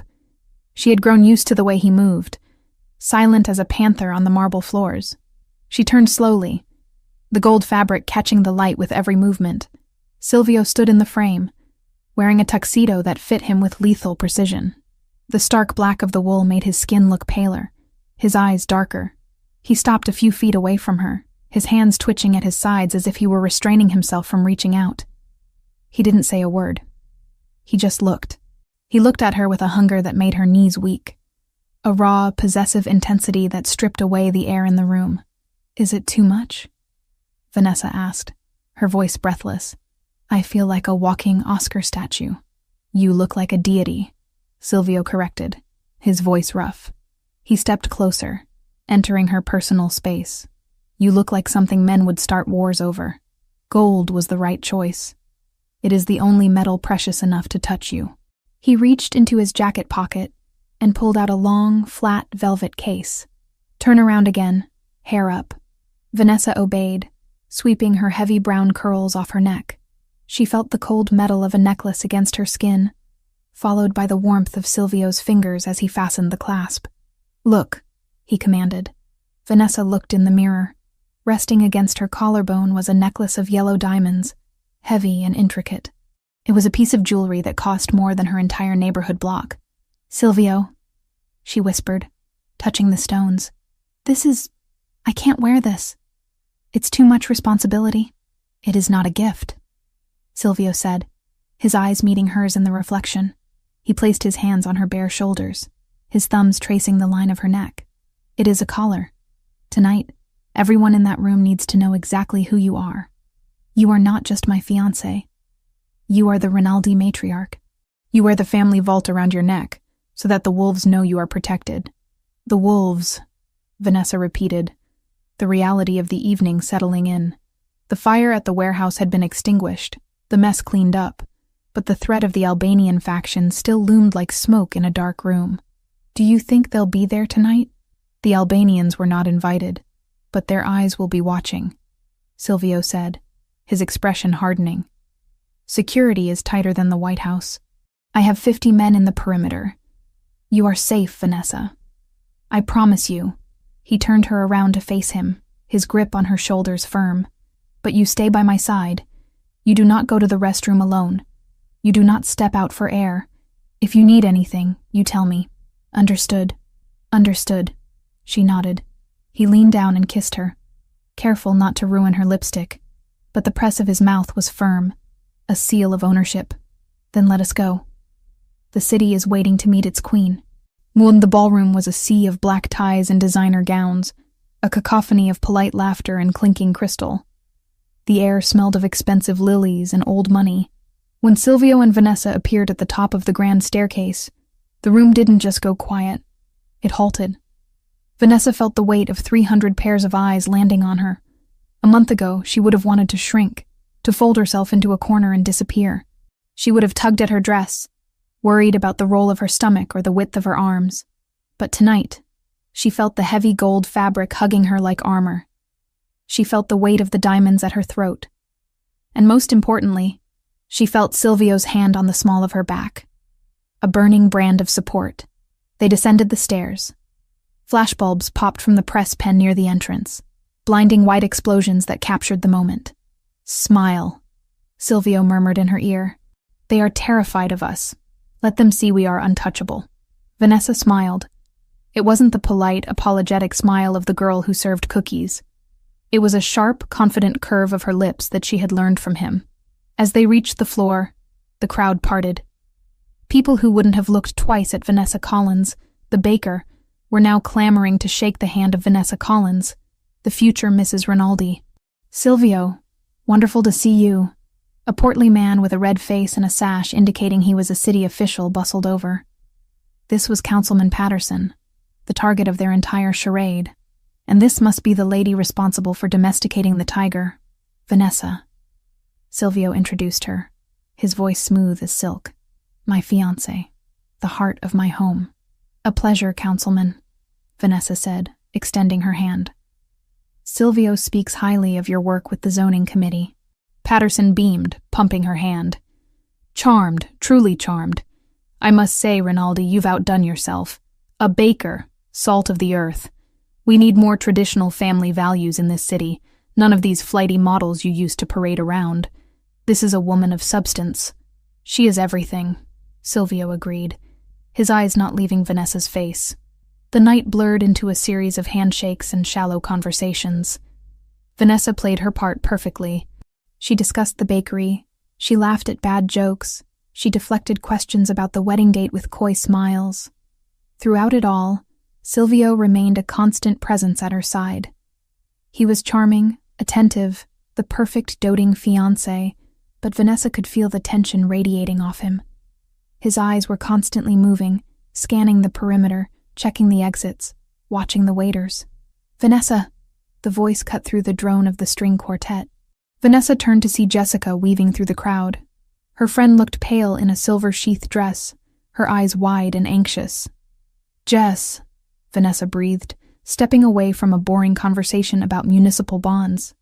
Jessica practically collapsed into Vanessa, hugging her tightly. "Oh my God, Ness. I am so sorry. I am so sorry." "Sorry for what?" Vanessa asked, pulling back to look at her friend. "For everything. For the fire. I saw the news about the warehouse." Jessica whispered frantically. I set you up with him because I thought you'd get some money and pay off the bank. I didn't think you'd get targeted by a mob war. If anything happens to you, I'll never forgive myself. Vanessa gripped Jessica's arms. Jess, breathe. I'm okay. Look at me. I'm fine. You're wearing a diamond necklace worth more than my life. Jessica hissed. That's not fine, Ness. That's hazard pay. You have to get out. Maybe we can call the FBI, maybe. I don't want to get out, Vanessa said. The words came out before she could filter them, honest and stark. Jessica froze. What? I love him, Vanessa admitted. It was the first time she had said it aloud to anyone other than herself. He's not what you think, Jess. He protects me. He sees me. The bakery is safe because of him. I'm safe because of him. He's a criminal, Vanessa. He's a man who burns down the world for me, Vanessa corrected. I'm staying, not because of the contract, because I choose him. Jessica stared at her, searching her face for signs of coercion. She must have found the truth in Vanessa's eyes, because her shoulders slumped. You really love him. Yeah, I really do. Then God help you, Jessica sighed, squeezing her hand. But you look incredible. That dress is a weapon, Ness. Silvio picked it out. Vanessa grinned. Just then, Silvio materialized at her side. Everything all right? He looked at Jessica with cool detachment. We're good, Vanessa said, linking her arm through his. Just catching up. Good. Councilman Patterson wants to make a toast. We need to be near the stage. They moved toward the front of the room. The crowd was dense here. Waiters with silver trays circulated, offering more champagne. The air was getting warm, stifling. Vanessa scanned the room, a habit she had picked up from Silvio in the last few days. She watched the faces in the crowd. The bored wives, the ambitious young men, the tired service staff. Her eyes landed on a waiter near the edge of the stage. He was thin, his uniform slightly too large for his frame. He was trembling, the champagne flutes on his tray rattling softly against each other. He looked sick, sweat beading on his forehead despite the air conditioning. Vanessa frowned. There was something familiar about the slope of his shoulders, the nervous tick of his head. He turned slightly. It was Brandon. Vanessa's breath hitched. How? How was he here? He was supposed to be in jail. Silvio had said the charges were sticky. Breaking and entering. Assault. He shouldn't be out on bail. Silvio, she whispered, her fingers digging into his bicep. Not now, Tesoro. My treasure, Silvio murmured, his attention focused on the stage where Patterson was tapping a microphone. The speech is starting. Silvio, look, she hissed urgently. The waiter, at 3:00. Silvio turned his head, his annoyance vanishing instantly as he followed her gaze. He saw Brandon. His body went rigid, not with surprise, but with instant calculation. His hand tightened around her waist, subtle as a warning. Eyes forward, he murmured. Stay at my side. Brandon wasn't looking at them. He was looking at the crowd, his eyes darting wildly. He looked terrified. He wasn't acting like an assassin. He was acting like a cornered animal. He took a step forward, shouting something incoherent. You think you're better than me? Brandon screamed, his voice cracking. He threw the tray of champagne onto the floor. The crash of breaking glass silenced the room instantly. You're all filth. You think money makes you clean? The crowd gasped and recoiled. Security guards began to move in from the perimeter, pushing through the confused guests. It's a distraction, Silvio said, his voice ice cold. He wasn't looking at Brandon anymore. He was scanning the room, scanning the balconies, scanning the shadows. He is the bait. Brandon continued to scream, flailing his arms, drawing every eye in the room toward him. Look at me. I'm talking to you. Silvio grabbed Vanessa's waist. Get down, now. But Vanessa didn't drop. Her eyes were frantically searching the darkness of the mezzanine level, the balcony that overlooked the ballroom. Why use a loud, unstable ex-husband unless you wanted everyone looking down and to the left? She saw it. A tiny, almost invisible glint of light from the velvet curtains on the balcony. And then, a small red dot. It danced across the black lapel of Silvio's tuxedo, settling directly over his heart. Time seemed to stretch and warp. The sound of Brandon screaming faded into a dull roar. The music had stopped. The only thing Vanessa could see was that red dot, the harbinger of death. Silvio was distracted, pushing her behind him, putting his body between her and Brandon, assuming the threat was the lunatic on the floor. He didn't see the laser. He was protecting her from the wrong direction. "Silvio!"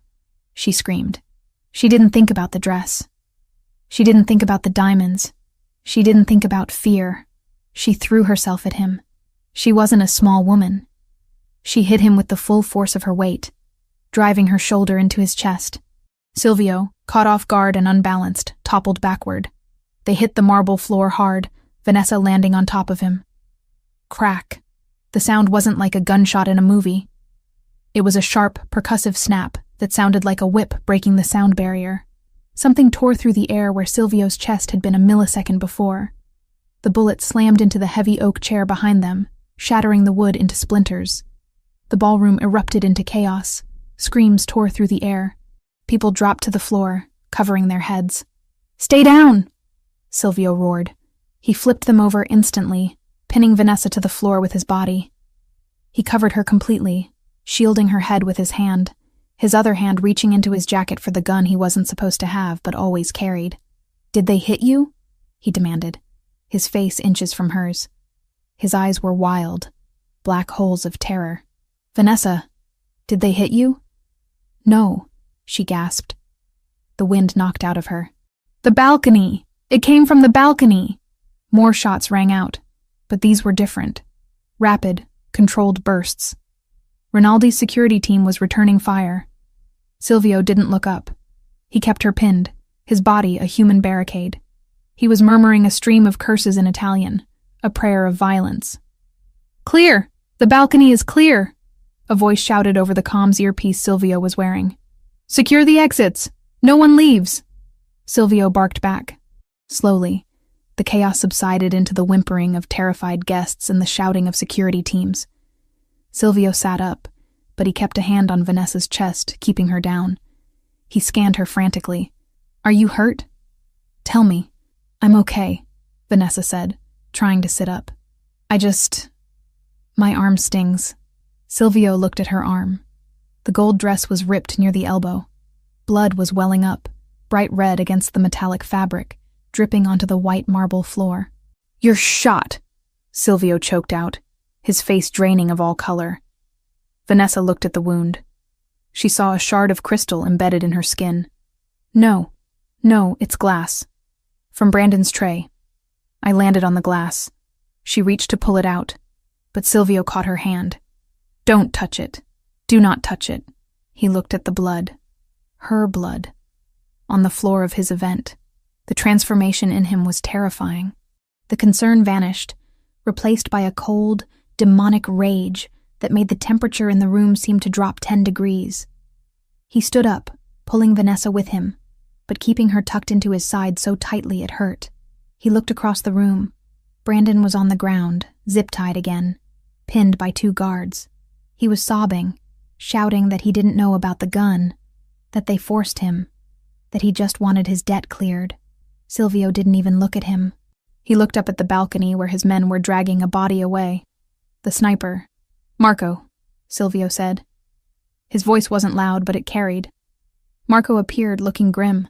"Boss, we got the shooter. Albanian contractor. He's dead. Brandon is in custody. We're locking down the hotel. Get the car," Silvio ordered. "Take Vanessa to the house. Get the doctor." "Silvio, I'm fine," Vanessa protested, though her arm was throbbing nastily. "It's just a cut." Silvio turned to her. He took her face in his hands. His fingers were trembling. "You pushed me," he whispered, as if he couldn't quite process the information. "You saw the laser. You pushed me. You were looking the wrong way," she said, her voice shaking now that the adrenaline was fading. "You took a bullet for me. It missed. It missed because you moved me. If you had been a second slower." He closed his eyes, taking a shuddering breath. When he opened them, the humanity was gone. Go with Marco. I have work to do. What work? Vanessa asked, fear gripping her again. Silvio, don't do anything stupid. The police are coming. The police can have the mess, Silvio said. He looked at the blood on her arm again. The Albanians sent a clown to distract me and a coward to kill me. And they made you bleed. He kissed her forehead. It felt like a goodbye. Go home, Vanessa. Wait for me. Silvio. He turned away. He walked toward where Brandon was being held. The look on his face promised a violence so profound that even his own men stepped back as he approached. Marco gently took Vanessa's uninjured arm. Come, Signora. Ma'am, we must go. Now. Vanessa let herself be led away, her gold dress trailing through the debris of the ruined gala. She looked back one last time. Silvio was standing over Brandon, looking down at him with the detached curiosity of an executioner. He wasn't yelling. He was just standing there, radiating death. She realized then that the war wasn't coming. The war had just started, and she had fired the first shot by saving the king. As Marco ushered her out the side exit into the waiting armored SUV, Vanessa slumped against the leather seat. The pain in her arm was sharp, burning, but it was nothing compared to the cold dread settling in her stomach. She had saved him. She knew that. But looking at Silvio's face in those final moments, she wondered if she had saved the man she loved, or if she had just unleashed the monster he kept chained for her sake. The car sped off into the Chicago night. Vanessa touched the yellow diamonds around her neck. They felt heavy. They felt like a target, but as she looked at her blood staining the gold fabric of her dress, she tightened her jaw. Let them come. She thought fiercely. Let them try. She wasn't the baker anymore. She was the woman who had tackled a Mafia don to save his life. And if Silvio was going to burn the city down for her, she would be there to hand him the matches. The silence in the penthouse was not peaceful. It was heavy, suffocating, and smelled of antiseptic and iron. The expansive living room, usually a monument to minimalist luxury, had been transformed into a makeshift trauma unit. Vanessa sat on the edge of the leather sofa, her gold lame dress, the armor that was supposed to make her invincible, ruined. The sleeve had been sheared away by surgical scissors, leaving jagged edges of metallic fabric hanging around her shoulder. Her arm was numb, deadened by a local anesthetic, but she could feel the tug and pull of the needle as Dr. Vanchetti, a man with graying hair and hands as steady as a stone, stitched the laceration closed. 3 inches lower and it would have severed the radial artery, the doctor murmured, his voice low, strictly professional. He tied off a knot with a swift, practiced motion. As it is, Mrs. Rinaldi, excuse me, Miss Collins, is lucky. It's a flesh wound, deep, but it will heal. The scarring should be minimal if treated continuously with vitamin E. Silvio did not speak. He was standing by the panoramic window, his back to the room, looking out at the city that had tried to kill the woman sitting on his sofa. He had not moved for 20 minutes. He had stripped off his tuxedo jacket, and his white dress shirt was rolled up to the elbows, the fabric stained with smears of Vanessa's blood. It was a stark, horrifying contrast to the pristine nature of the room. Done, Dr. Vanchetti announced, applying a sterile gauze pad and taping it down. He began to pack his instruments into a black leather bag. She needs rest, fluids, and no heavy lifting for 2 weeks. I'll leave a prescription for painkillers, but I suspect she's in shock. Monitor her breathing tonight. Leave us, Silvio said. He didn't turn around. The command was flat, devoid of politeness. Of course, Mr. Rinaldi. Call if there is bleeding. The doctor nodded to Vanessa, a look of pity in his eyes, and hastily retreated toward the elevator, escorted by Marco. When the elevator door slid shut, the silence returned, louder than before. Vanessa touched the bandage on her arm. The numbness was starting to fade, replaced by a dull, throbbing ache that pulsed in time with her heartbeat. She looked at Silvio's back. The muscles in his shoulders were coiled so tight they looked painful, straining against the fine cotton of his shirt. Silvio, she whispered. He flinched. Visibly flinched, as if her voice were another bullet. He turned around slowly, His face was a mask of cold, devastating fury, but Vanessa knew him well enough now to see the cracks. His eyes, usually so sharp and calculating, were hollow. He looked at her arm, then at the ruined dress, and finally at her face. He looked like a man surveying the wreckage of his own soul. "You are leaving," he stated. Vanessa blinked, confused by the sudden pivot. "What?" "The contract is void," Silvio said, walking toward the kitchen island where a decanter of whiskey sat. He poured a glass but didn't drink it. He just gripped the crystal tumbler until his knuckles turned white. "I have transferred the full agreed amount plus a severance bonus to your offshore account. The bakery is paid for. The deed is in your name. You have enough money to move to Europe, buy a villa in Tuscany, and never work another day in your life." "Silvio, stop," Vanessa said, trying to stand up. A wave of dizziness hit her, and she swayed. "Sit down," he roared, the sudden volume making her jump. He composed himself instantly, but his voice shook. "Sit down, Vanessa. Do not move." "I'm not going to Europe," she said, her voice trembling but stubborn. She sank back onto the sofa. "We have a deal. 1 year. The deal was protection." Silvio slammed the glass down on the counter. Ideally, it would have shattered, but the heavy crystal just made a dull, thudding sound that echoed like a gavel. "The deal was that I fix your life, and you fix my image. I did not hire you to bleed on my floor. I did not hire you to take a bullet meant for me. It wasn't a bullet," she argued weakly. "It was glass. It was an assassination attempt." He crossed the room in 3 long strides, stopping in front of her, towering over her. He looked terrified. "You pushed me. You saw the laser and you pushed me. Do you have any idea how stupid that was? You are a civilian. You are a baker. You run when bullets fly. You do not throw yourself in front of a man who deserves to die 1,000 times over." "I didn't think," Vanessa admitted, looking up at him. Tears pricked her eyes, not from pain, but from the overwhelming intensity of his fear. "I just saw the dot. I knew I couldn't let them hurt you." "Why?" he demanded, dropping to his knees in front of her. He didn't touch her. He kept his hands hovering, as if afraid he would break her further. "Why would you do that? For a bakery? For money?"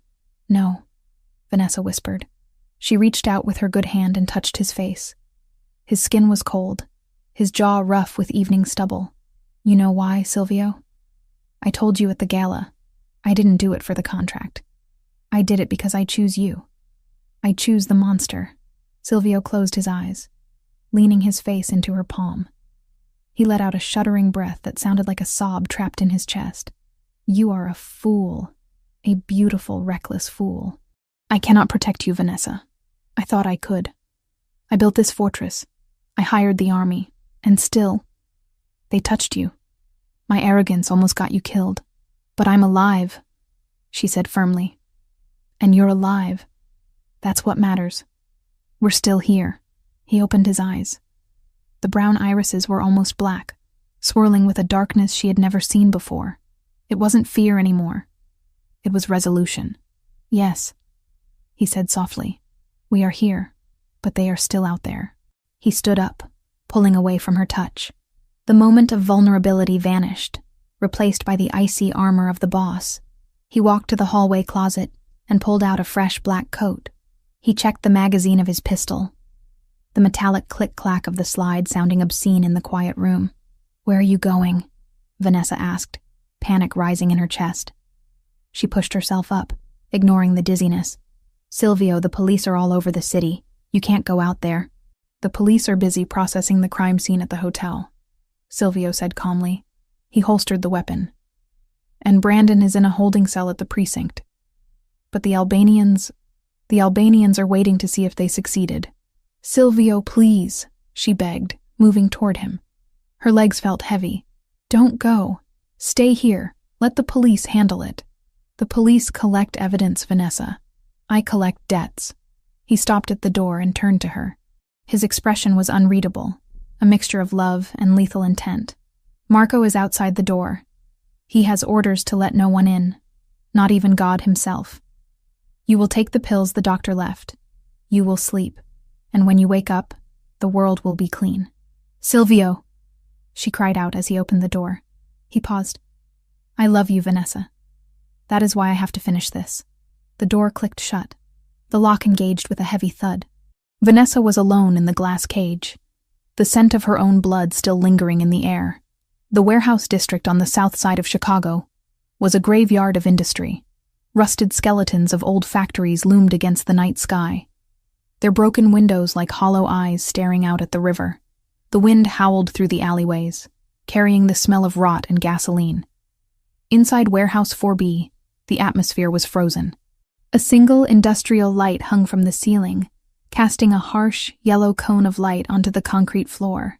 In the center of the light, kneeling on the damp ground, was Brandon. He was still wearing the waiter's uniform from the gala, though it was now torn and stained with sweat and grime. His hands were zip-tied behind his back. His face was swollen, a map of bruises from where security had subdued him. He was weeping, a low, pathetic sound that echoed off the metal walls. Standing in the shadows were three men. They were not Italians. They were tall, broad, with harsh features and cold eyes. The Albanians. Their leader, a man named Luca, stood with his arms crossed, smoking a cigarette. He looked impatient. Where is he? Luca growled, checking his watch. He said midnight. It is midnight. Maybe he is dead, one of his men sneered. Maybe the shot didn't miss. The shot missed. A voice echoed from the darkness of the main bay door. The Albanians spun around, hands going to their jackets. Silvio Rinaldi stepped into the light. He was alone. He walked with a casual, terrifying confidence, his hands open at his sides. He didn't look like a man who had almost been assassinated 3 hours ago. He looked like a man who had come to inspect a property. Rinaldi, Luca said, relaxing slightly but keeping his hand near his holster. You have balls coming here alone. We heard you had a bad night. A messy night, Silvio corrected. He stopped 10 feet away from them, ignoring Brandon entirely. You broke the rules, Luca. We had a truce. Territory lines were drawn.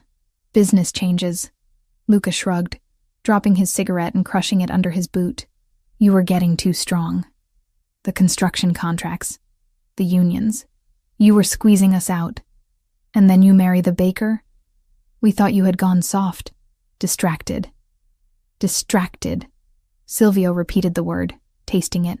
He looked at Brandon, who was looking up at him with desperate hope. Mr. Rinaldi, Brandon choked out. Tell them I did what they asked. I made the scene. I screamed. You promised. They promised if I did it, my debt was cleared. Silvio looked down at the man who had tormented Vanessa for years. The man who had called her fat, who had stolen her money, who had tried to rob her sanctuary. You see, Silvio said to Luca, his voice conversational. This is where I am confused. This man, he owes you money, correct? 12,000, Luca said, plus interest. And he offered to pay his debt by creating a distraction at my gala so your sniper could take a shot at me. He was eager to please, Luca smirked. He hates you. He said you stole his wife. He threw away his wife, Silvio corrected.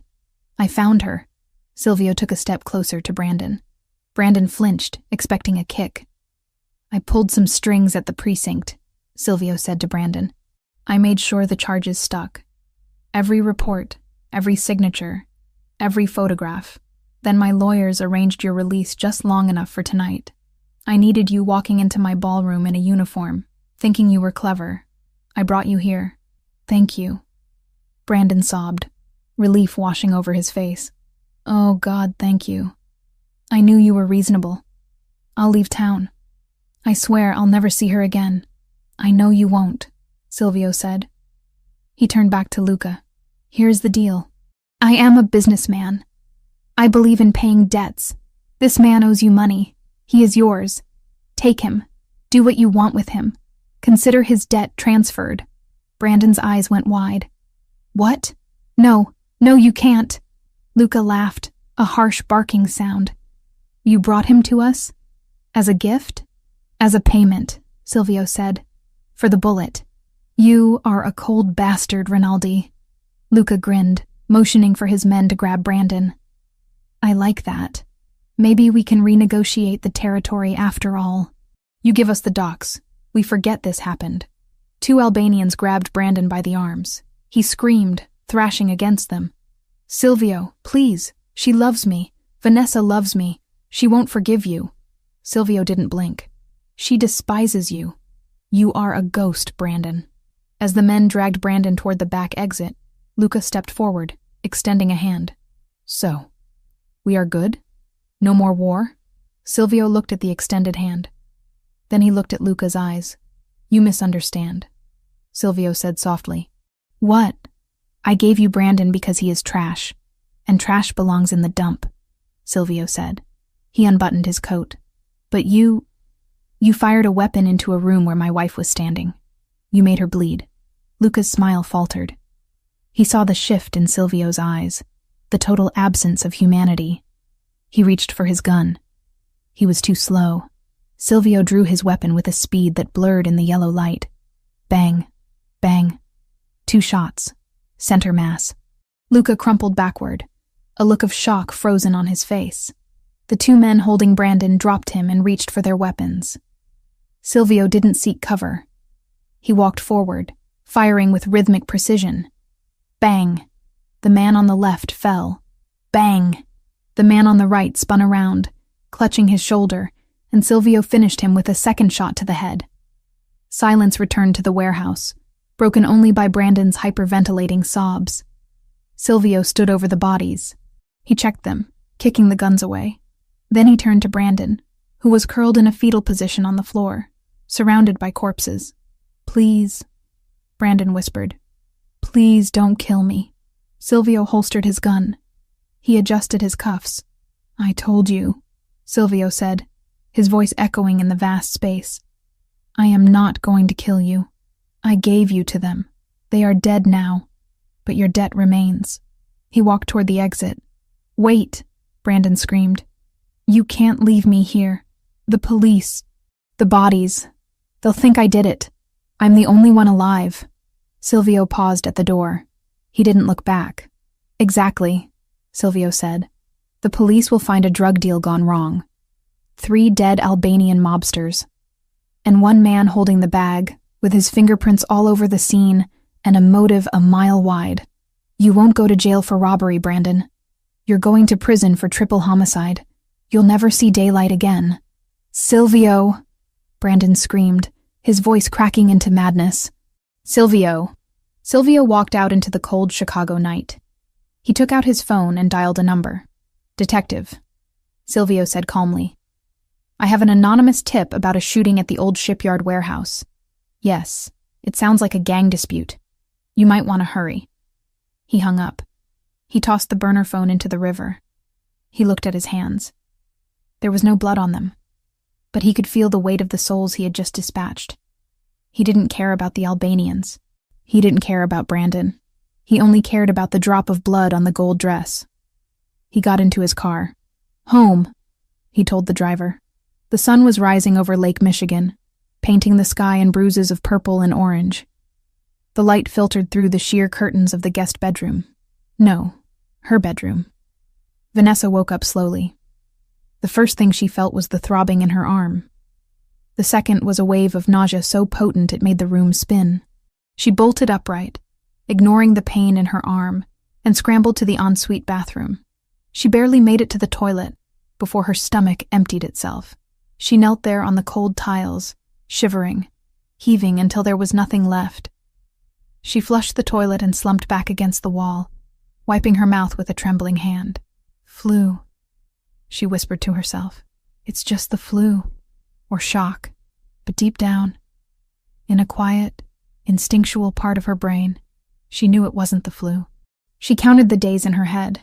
She was late, 2 weeks late.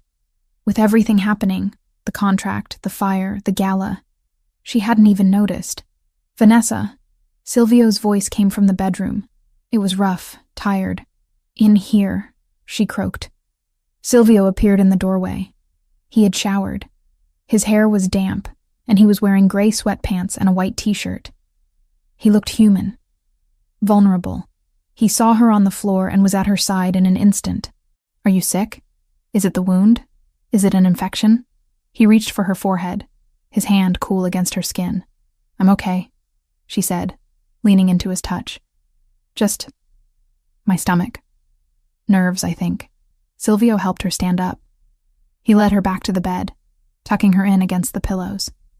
He sat on the edge of the mattress, taking her hand. The one with the ring. Is it done?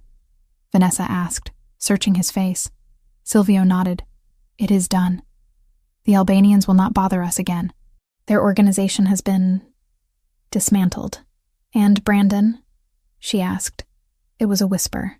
Brandon is with the police, Silvio said.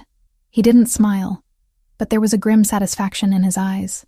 He was found at the scene of a very violent crime.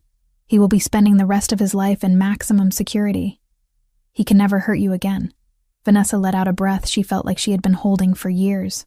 The boogeyman was gone. And you? She asked. Are you okay? Silvio looked down at their joined hands. I am a man who kills, Vanessa. I made peace with that a long time ago. But last night I killed because they hurt you. And that felt different. It felt righteous. He looked up at her, his dark eyes vulnerable. Can you live with that? Can you live with a man who has blood on his hands, as long as it is not yours? Vanessa looked at him. She saw the exhaustion, the fear of rejection, the desperate love he was trying to hide. She thought about the nausea in her stomach. She thought about the baby that might be growing inside her, a child made of light and shadow. She reached out and traced the line of his jaw. I told you, Silvio, she said softly. I choose you, all of you, the suit and the gun, the gala and the warehouse. I'm not going anywhere. Silvio leaned forward and kissed her. It was gentle, chaste, a promise of peace after the war. Then sleep, he whispered. We have a life to build. And I have a feeling it is going to be a long one. Vanessa closed her eyes, the morning sickness fading into a dull background noise. She was safe. She was loved. And for the first time in her life, she was exactly where she belonged. 8 months had passed since the night the warehouse floor was stained with retribution, but the Chicago skyline remained the same, a jagged range of steel and glass piercing the autumn sky. What had changed, however, was everything else. Sweet Haven had reopened, scarred but standing, with a temporary kitchen built inside a leased storefront while a new warehouse rose from ash. Vanessa's grandmother had cried when Vanessa placed the first warm loaf into her hands again, proof that their legacy hadn't been burned out of the world. Jerry still drove the deliveries on Tuesdays, stubbornly refusing to quit. Silvio had quietly paid his lost wages and made sure Jerry's children would never go without. Vanessa stood in the center of the bridal suite at the Rinaldi estate, a sprawling mansion on the shores of Lake Michigan that made Silvio's penthouse look like a bachelor pad. She stared at her reflection in the gilded trifold mirror, one hand resting protectively on the swell of her stomach. At 8.5 months pregnant, she felt less like a bride and more like a planet in orbit. But the woman staring back at her was unrecognizable from the terrified baker who had worn a burgundy dress to a blind date nearly a year ago. This woman was substantial. She was radiant. She was formidable. Hold still, Ness, or I'm going to stick you with this pin, Jessica warned, kneeling on the floor surrounded by layers of ivory silk. I can't help it. Vanessa laughed, a rich, throaty sound. He's kicking again. I think he knows today is a big day. He wants to walk down the aisle himself. He can wait, Jessica muttered around a mouthful of pins.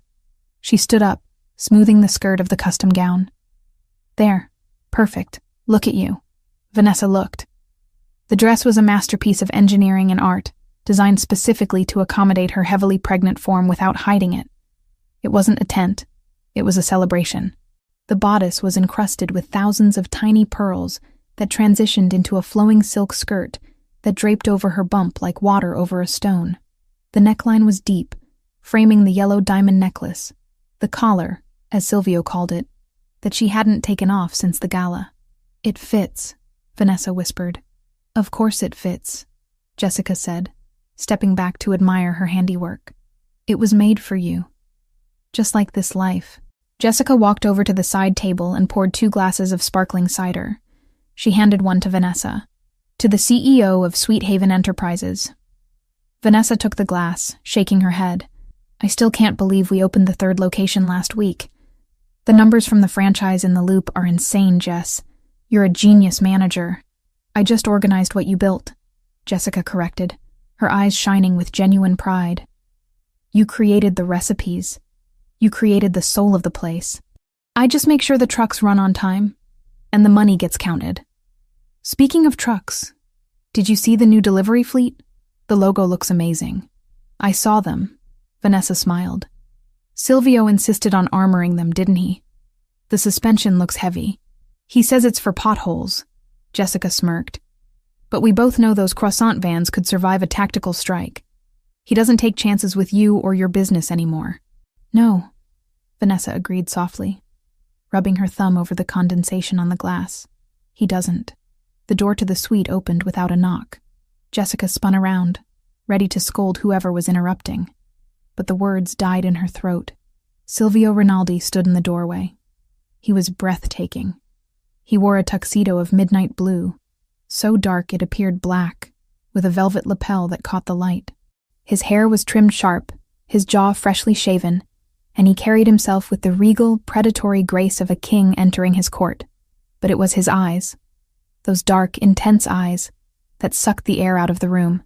They locked onto Vanessa and didn't let go. You can't be here, Jessica shrieked, waving her hands. It's bad luck. You're not supposed to see the bride before the altar. Silvio didn't even glance at her. He walked into the room, his gaze fixed on Vanessa, as if she were the only source of gravity in the universe. I make my own luck, Silvio said, his voice a low rumble that vibrated in Vanessa's chest. And I needed to see her. Jessica looked between them, saw the electricity arcing across the room, and sighed. Fine. I'll give you 2 minutes. But if the cake collapses, I'm blaming you, Rinaldi. She grabbed the bottle of cider and slipped out the door, closing it softly. Silvio stopped a foot away from Vanessa. He didn't touch her immediately. He just looked. He scanned her from the pearl-encrusted bodice to the swell of her belly, down to the hem of the silk skirt, and back up to her face. His expression wasn't just love. It was reverence. It was the look of a man witnessing a miracle. Vanessa, he breathed. Hi, she whispered, suddenly shy under the intensity of his inspection. Do I look okay? I feel huge. You look... Silvio struggled for the word, shaking his head. He closed the distance and fell to his knees. Vanessa gasped as the most feared man in Chicago, the boss who controlled the docks and the unions, knelt on the floor in his custom tuxedo, disregarding the pristine fabric. He placed his large, warm hands on either side of her stomach. You look like life, he said, pressing his forehead against her bump. You look like everything I ever wanted and never thought I deserved. The baby kicked hard against his cheek. Silvio laughed, a sound of pure, unadulterated joy that he reserved only for this room, only for them. He is strong, Silvio murmured, kissing the silk covering her belly. He is ready to fight the world. He better be ready to sleep through the night first, Vanessa teased, threading her fingers through Silvio's dark hair. Silvio, stand up. You're going to ruin your knees. He stood, towering over her again, and cupped her face in his hands. His thumbs brushed over her cheekbones. Are you happy? He asked, his eyes searching hers for any trace of the fear that used to live there. Is this what you want? There is still a car waiting out back. You can run. You can take the money in the bakery and leave the danger behind. Vanessa covered his hands with hers. Silvio, look at me. He held her gaze. I have a business that I built. I have a best friend who runs it. I have a son kicking my bladder. And I have you. Why would I run from the only place I've ever felt safe? Because I am a dangerous man, he reminded her. Because my world has sharp edges. And I have armor, she said, nodding to the dress, then to the ring, and finally to her heart. We're partners, Silvio. You handle the shadows. I handle the light. And we meet in the middle. Silvio leaned down and kissed her. It wasn't hungry or desperate like their first time. It was deep, steady. A promise sealed in breath and bone. It was a vow spoken without words. 2 minutes are up, Jessica yelled through the door. Silvio pulled back, resting his forehead against hers for one last second. I will see you at the altar, Tesoro. My treasure. Try not to run. I can't run, she laughed, patting her stomach. I can barely waddle. Silvio smirked, that arrogant, charming tilt of his lips returning. Then waddle to me. I will be waiting. The ceremony was held in the estate's sunken garden, a marvel of landscape architecture surrounded by high stone walls covered in ivy. It was beautiful, filled with white roses and golden ribbons. But Vanessa, with her honed instincts, noticed the other details too. She noticed that the gardeners standing by the perimeter were wearing earpieces. She noticed the slight bulge of shoulder holsters under the tuxedos of the ushers. She noticed that the drone flying overhead wasn't just for photography. It was surveillance. 8 months ago, this would have terrified her. Now, it was just background noise. It was the hum of the machine that kept her safe.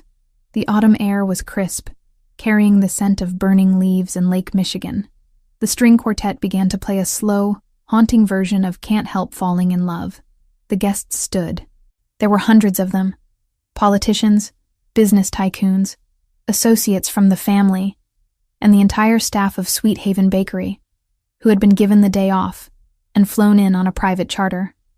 Vanessa walked down the aisle alone. Her parents were gone, and she had refused to let anyone else give her away. She belonged to herself until she chose to give herself to him. Silvio stood at the altar, flanked by Marco. He watched her approach with an intensity that made the rest of the world fade into gray. He didn't look at the guests. He didn't look at the priest. He looked only at her. She was halfway down the aisle when the sound tore through the serenity of the garden. The high-pitched wail of tires locking against asphalt echoed from the main driveway just beyond the garden wall. It was followed by the roar of an engine revving aggressively. The reaction was instantaneous. Silvio didn't flinch, but his hand moved inside his jacket. Marco stepped forward, shielding Silvio. The gardeners dropped their rakes and drew automatic weapons from beneath the flower bushes. The guests gasped, a ripple of panic moving through the crowd. Vanessa stopped. Her hand went to her stomach instinctively. The memory of the warehouse, of the laser dot, of the glass shattering, flooded back. Not today, she thought furiously. Please, not today. Silvio's eyes left hers for a split second, snapping to the perimeter wall. He raised a hand, signaling his men to hold fire, his face a mask of calculated violence. The engine roared again, closer. Then, a car door slammed. "Wait!" a voice shouted from the other side of the gate. "Don't shoot! I'm the best man! I have the rings!" The tension in the garden snapped like a rubber band, but not into violence, into confusion. Marco tapped his earpiece, listening to a report from the gate guards. His shoulders relaxed. He looked at Silvio and gave a sheepish nod. "It's Dante," Marco whispered loud enough for the front row to hear. "His car broke down on the highway. He borrowed a delivery scooter to get the rings here, then hitched a ride with the caterer's late van. He told the driver to floor it." Silvio let out a breath, his hand coming out of his jacket empty. He looked at Vanessa. She stood frozen in the middle of the aisle. Then, she started to laugh. It started as a giggle and bubbled up into a full, belly-shaking laugh that relieved the pressure in the air. "It's okay," Vanessa called out to the terrified guests. "It's just the rings. Nobody is dying today." The gate burst open, and Dante, Silvio's youngest cousin, ran in, disheveled, holding a velvet pillow. I'm here. Don't kill me, boss." Silvio shook his head, a wry smile touching his lips. He stepped down from the altar, ignoring protocol again, and walked to where Vanessa stood. "Are you okay?" he asked, taking her hands. "I'm fine," she said, wiping a tear of laughter from her eye. "Just never a dull moment with you, is there?" "Never," he promised. "Shall we finish this before anyone else decides to crash the gates? Please." They walked the rest of the way together. The vows were short. They didn't need flowery poetry. They had already proven their devotion in blood and ink. "I, Silvio, take you, Vanessa, to be my wife, to protect you when the world burns, to honor you when the silence falls, To love you until my last breath leaves my body. I, Vanessa, take you, Silvio, to be my husband, to stand with you in the shadows, to be your anchor in the storm, to love you and the family we are building forever. When Silvio slid the simple gold band onto her finger, next to the massive diamond, Vanessa felt a sense of completion so profound it made her lightheaded. By the power vested in me, the priest said, looking slightly relieved that no shootout had occurred, I pronounce you husband and wife. You may kiss the bride. Silvio didn't wait. He pulled her close, mindful of the baby, and kissed her with a passion that made the guests cheer. It was a kiss of victory. They had won. The ex was gone. The rivals were dead. The empire was secure. The reception was a blur of golden light, jazz music, and enough food to feed an army. The ballroom of the estate was decorated with thousands of candles, casting a warm glow over the revelry. Vanessa sat at the head table, her feet throbbing but her heart full. She watched Jessica dancing with Marco, laughing as the stoic bodyguard tried to keep up with her energy. She watched her bakery staff eating lobster and drinking champagne, treated like royalty. You look tired, Silvio murmured, leaning close to her. His hand rested on the back of her chair, his fingers idly playing with the stray curls at the nape of her neck. Happy tired, she corrected. My feet are plotting a mutiny, though. We can leave, he offered immediately. I can clear the room in 5 minutes. And miss the cake? Vanessa pointed to the massive 5-tier confection in the center of the room, a creation from her own bakery, designed by her top pastry chef. Absolutely not. I need to see if the buttercream held up. Always the baker, Silvio chuckled, kissing her temple. Come, dance with me. 1 song, then we cut the cake. He helped her up. She felt heavy, her center of gravity shifted, but Silvio held her as if she were weightless. They moved to the dance floor. The band slowed the tempo, playing a soft, instrumental jazz ballad. Silvio pulled her close, leaving space for the baby between them. They swayed gently. You did it, Vanessa whispered against his lapel. You gave me the fairy tale. A slightly twisted, dark Mafia fairy tale, but a fairy tale nonetheless. You wrote the story, Vanessa, he said seriously. I just provided the setting. You are the one who turned a contract into a life. I love you, Silvio. I worship you, Vanessa. She closed her eyes, resting her head on his shoulder, letting the music wash over her. She felt the baby shift again, a low, deep pressure. Then she felt something else. A sharp, distinct pop low in her abdomen, followed immediately by a gush of warmth. Vanessa stopped moving. Her eyes snapped open. Silvio, she said, her voice strangled. He stopped instantly. What is it? Are you in pain? The cake, she said, looking down at the puddle of clear fluid rapidly expanding on the marble floor beneath her gold dress. We're going to have to skip the cake. Silvio followed her gaze. He stared at the water. For a second, the ruthless Mafia boss looked completely, utterly panicked. Is that my water? Vanessa confirmed, gripping his lapel tighter as a contraction hit her. Not a practice one, but a real, tightening cramp that stole her breath. It's time. The transformation in Silvio was instantaneous. The panic vanished, replaced by tactical command mode. Marco! He roared over the music. The music cut out. The room went silent. Get the car. Call the hospital. Tell Dr. Vanzetti to prep the delivery suite. Silvio barked orders as he scooped Vanessa up into his arms. Silvio, I can walk, she protested, though another contraction made her wince. You are in labor. You do not walk, he stated, striding toward the exit. Out of my way! Move! The guests parted like the Red Sea. Jessica came running up, her face pale. Is it the baby? It's the baby! Vanessa called out over Silvio's shoulder, actually laughing despite the pain. Jess! Save me a slice of cake! Go! Go! Jessica shouted, clapping her hands. Silvio carried her out of the ballroom, down the grand steps, and into the waiting limousine that Marco had already pulled up. He settled her in the back seat, shouting at the driver to drive. As the car sped away, leaving the party behind, Vanessa gripped Silvio's hand. The pain was intensifying, coming in waves. Breathe, Silvio coached, looking more stressed than he had during the shootout. In and out, just like the class. You hated the class, she panted. I hated the pillows, he corrected, wiping sweat from her forehead with his silk handkerchief. The breathing was logical. You are doing great, Tesoro. My treasure. We will be there in 10 minutes. Silvio, she gasped as the contraction peaked. If I break your hand, I'm sorry. Break it, he offered, offering his other hand too. Break whatever you need. Just bring our son to me. The labor was long. It was messy. It was agonizing. It was nothing like the movies. For 6 hours, Vanessa fought. She sweated, she cursed, she cried. And through every second of it, Silvio was there. He didn't leave the room. He didn't look away. He held her hand. He fed her ice chips. He let her scream into his shoulder.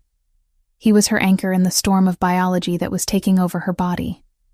When the final moment came, when the doctor said it was time to push, Silvio was right beside her head, whispering encouragement in Italian, his voice thick with emotion. You are a warrior, he told her. You are the strongest thing on this earth. One more, Vanessa. Just one more. With a final guttural cry that ripped from her throat, Vanessa gave everything she had left. And then, the sound changed. A thin, high-pitched wail filled the room. Vanessa collapsed back onto the pillows, sobbing with exhaustion. Is he okay? He is perfect, the doctor announced. Silvio watched as the nurses cleaned the infant. Tears were streaming down his face, unashamedly. He looked at the bloody, squalling bundle as if it were the Holy Grail. The nurse wrapped the baby in a blanket and handed him to Vanessa. She looked down. He was tiny, red-faced, and furious at the world. He had a tuft of black hair, and when he blinked his eyes open for a second, she saw they were dark. Dark like obsidian. Dark like his father's. Hi, she whispered, touching his tiny fist. Hi, little one. Silvio leaned over the bed, his presence encompassing them both. He reached out a trembling finger and stroked the baby's cheek. The baby turned his head toward the touch. A son, Silvio whispered, his voice cracking. Alessandro. We will call him Alessandro. Alessandro Rinaldi. Vanessa tested the name. It sounded strong. It sounded like a legacy. I like it. Silvio kissed her, tasting of salt and joy. Thank you. Thank you for this life. Thank you for him. 3 days later, Vanessa stood on the balcony of the penthouse, the same balcony where she had once stood in a silk robe, terrified of the future. The city of Chicago lay spread out below them, a grid of lights twinkling in the twilight. She held Alessandro in her arms. He was sleeping, wrapped in a blanket knitted by Jessica. Silvio came up behind her, wrapping his arms around her waist, careful of her healing body. He rested his chin on her shoulder, looking down at his son. He is sleeping? Silvio asked softly. For now. Vanessa smiled. He has your temper, though. When he's hungry, the whole building knows it. Good, Silvio said. He will need a loud voice to lead this family one day. Vanessa leaned back into him. You know, a year ago, I was serving pasta and dodging a man who called me worthless. I was counting pennies to pay rent. I thought my life was over. And now, Vanessa looked at the reflection in the glass door. She saw a woman who had walked through fire and come out forged in gold. She saw a mother holding the future in her arms. She saw a wife held by a man who would tear down the sky to keep her dry. Brandon was gone, rotting in a cell, a forgotten memory. The Albanians were a ghost story told to frighten new criminals. Sweet Haven was an empire of sugar and flour. Now, Vanessa said, turning her head to kiss her husband. Now, I think the contract was the best deal I ever made. Silvio smiled, the dangerous, possessive smile of the Mafia boss, softened by the love of a father. It was not a contract, Vanessa, he whispered, tightening his hold on his world. It was destiny. Below them, the city moved on, unaware of the kings and queens watching from above. But in the penthouse, surrounded by glass and steel and love, the Rinaldi family had finally, truly, come home.